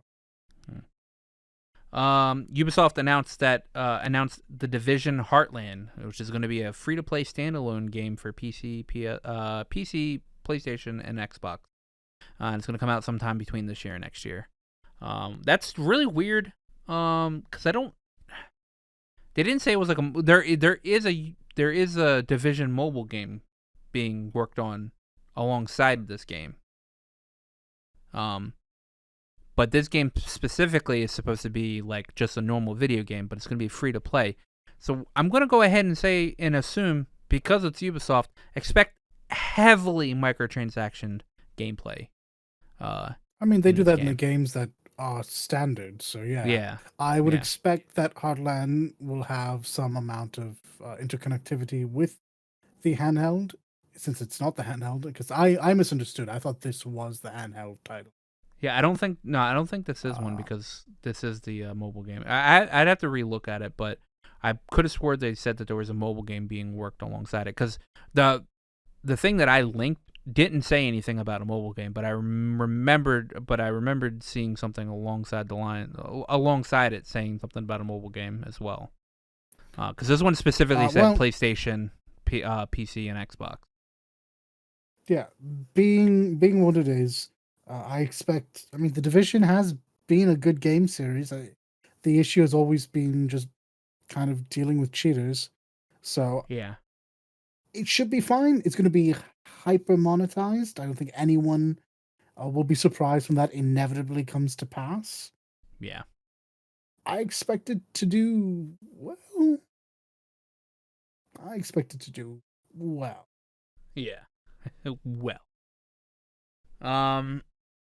Some more information came out in the Epic versus Apple case. Nothing to do with Epic or Apple, but apparently Walmart was planning on working on their own cloud gaming service. Why, I have no idea, because if they look at, I don't think they are working on it anymore. I think they probably scrapped the idea. But if you look at all of these other cloud gaming services that exist, the only one that's actually working to any sort of good degree is the one Microsoft has. And even then, I don't understand cloud gaming. Like, we are, like, half the people that buy their games think we're there digitally. Yet. No, we're not. I say this all the time. America's infrastructure is not there yet. But yeah, it's funny because no, sorry. No, go ahead. You have an idea? No. it's slightly very good. I don't know what it's like out of the States in terms of just paying for your internet, but streaming would get expensive. Like, it's constantly eating into your data. So I genuinely don't know how, like, prepared anyone is for, like, the bill that comes with streaming game. Yeah, well, there's, at least in Japan and in the UK, like I can only speak for, there is unlimited data packages and stuff you can get. And because there's lots of competition, it isn't ridiculously expensive. Okay, yeah. America's the only one that has ISPs that force data caps. That force? Okay, wow. That force data caps, yeah. Yep. So, America's infrastructure for their internet's actually probably the worst in the world, to be fair. Well, the first world. Wait, you know what? In the worlds that have that have high speed internet, we'll use that. But yeah, Walmart was apparently working on a cloud gaming service, and yes, that's weird. Yeah, so go back to what I was gonna say on this matter, was that it's funny that we actually mentioned Stadia before as well, because the person who reviewed this Walmart cloud gaming said it was better than it, but it was like, well, does that really speak volumes? I don't know, because that's going down the That's the party. sad part, is that that doesn't tell us anything, because No, it doesn't everything really is tell us anything. Ugh. Next, though, Sony is facing a lawsuit because they have taken all of their digital content off of any other store that isn't the PlayStation Store. So you cannot buy digital PlayStation games outside of the PlayStation Store, period. And so now they're dealing with the same thing that Apple is dealing with, which is pretty much I wouldn't say an antitrust suit, but like a more monopolizing the PlayStation digital front. And Apple's already losing the lawsuit with Epic. This is going to cascade into Sony as well. It's not going to look good for Sony. To the point that I think any judgments will be delayed on this in lieu of seeing what happens with Apple and Epic, because that'll be the precedent. Yeah. I don't know. Sony's got into a lot of trouble recently. There was a recent class action lawsuit over their controller drift. Yeah. Because they've made these accessories so expensive, for them to be failing so miserably is unacceptable. And now they're essentially trying to pull the old Apple and say, no, everything is in-house, only through us. And I think for a lot of people, this won't be a big issue. Matter of fact, I don't buy any Sony products like digitally, not through the PlayStation Store. But if you did, because there are probably better deals out there, and let's be real here, there are probably better deals out there. Yeah. This is a problem. And I mean, this is just more of the same when it comes to America. Something the free market until it doesn't work in your favor. And then no, now you have to protect us, the company, not them, the buyers. This also forces developers to have to pay the 30% to Sony, period. Yes, this is true. So that's why Sony wants to do the old Apple. Yeah, this once the Epic versus Apple shit gets situated, and if Epic wins that case, which it's kind of looking like they are, once that happens, they're gonna immediately look at Sony and be like, can't do nothing about it, bruh. So precedent will be against them. Yeah.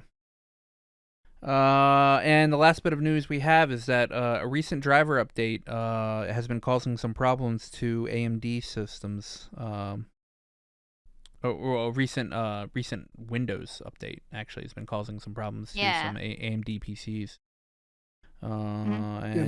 You linked this today. I haven't had a chance to read it. There was there is an early article I did link by a different author.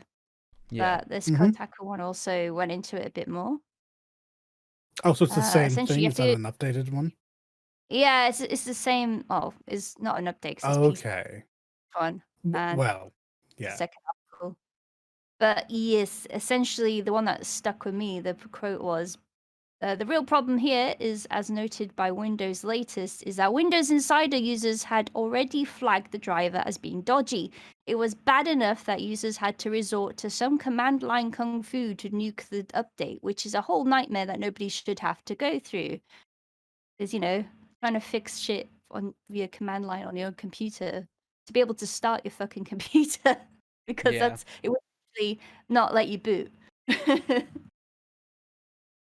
Oh, so boot into safe mode and then run the command line. Oof. No, thank you. Yeah. That's good. They rolled that back. They rolled it back. Good. I don't know why, especially, I think Windows 10 gets a lot of hate. rightfully. But this is kind of something that happens with Windows updates in general.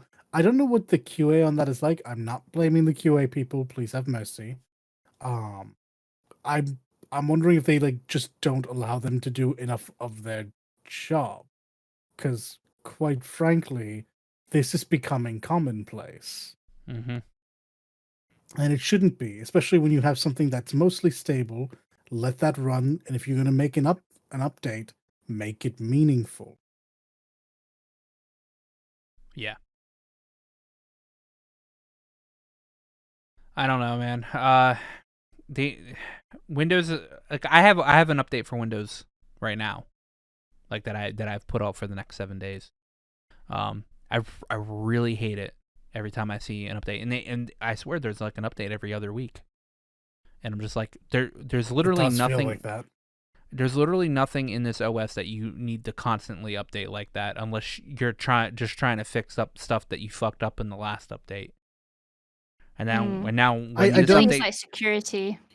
Usually it's security based, Yeah, right? like I don't claim to know enough about this to speak eloquently on it, but it does strike me that if you're constantly having to upgrade things like this, there's a deeper issue at play. It feels like Mhm. these updates shouldn't have to come out so often. Uh, and if it is for security, what does that tell you about your security? Mhm. So, bad. Yeah. I don't know.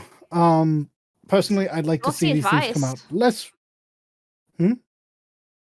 What's the advice then? Like, don't allow for automatic updates. Wait until people have reacted to the update to see if it's worth installing. So, yeah, that's kind of been the thing since, I mean, well, at least for me, for like XP. Yeah, never be the first. Let other people be the guinea pig, which Yeah. I mean is messed up. But there's someone who's not going to know any better, and then they're going to run into the issue. And you're going to be like, oh yeah, I'm not gonna deal with that then.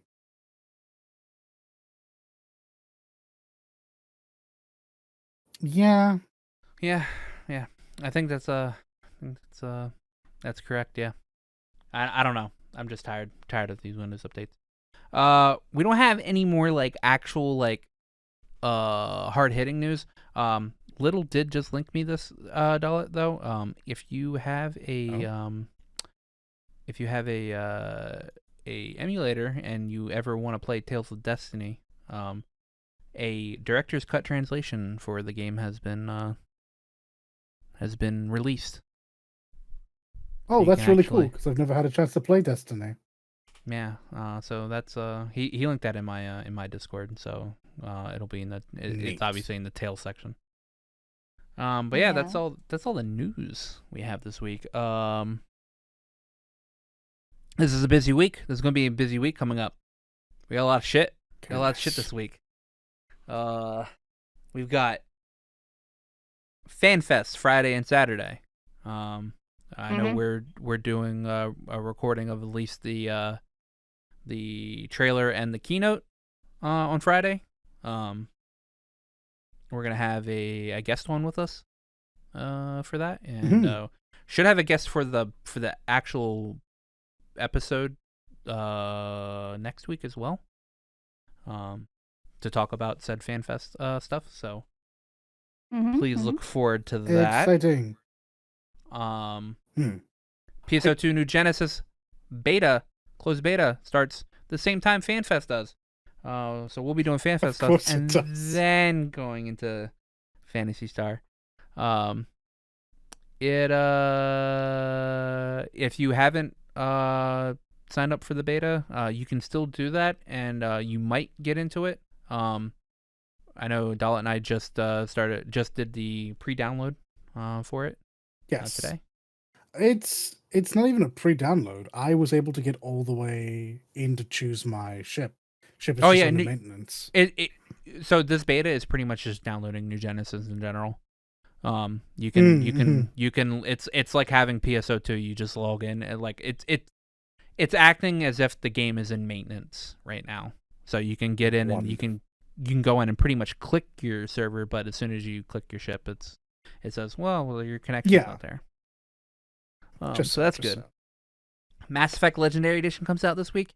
I am still debating on whether if I'm getting it this week or not. Because I mean, it is 3 games that I have played to death, and will most likely play to death again. But I don't know how. Don't know how important that needs to be this week, considering all that. And busy week. We'll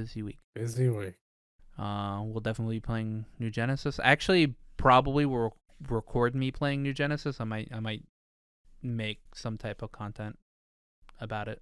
Oh yeah, do it. More stuff on the channel. Yeah. I think that's all I plan to play this week. Because I never really plan to play games. I just like sit here and like, okay, I'm gonna play this game right now. Wait, I'll play some more Donkey Kong because my friends will be like, we'll play some more Donkey Kong. And I'll you definitely should have play more recorded Rise. yourself playing that. We're seeing reactions, God. so that would have been funny. Oh, God. Yeah, you see me raging because I suck at platformers. Exactly, good content. Everything is content. Yeah, everything is content. Yeah.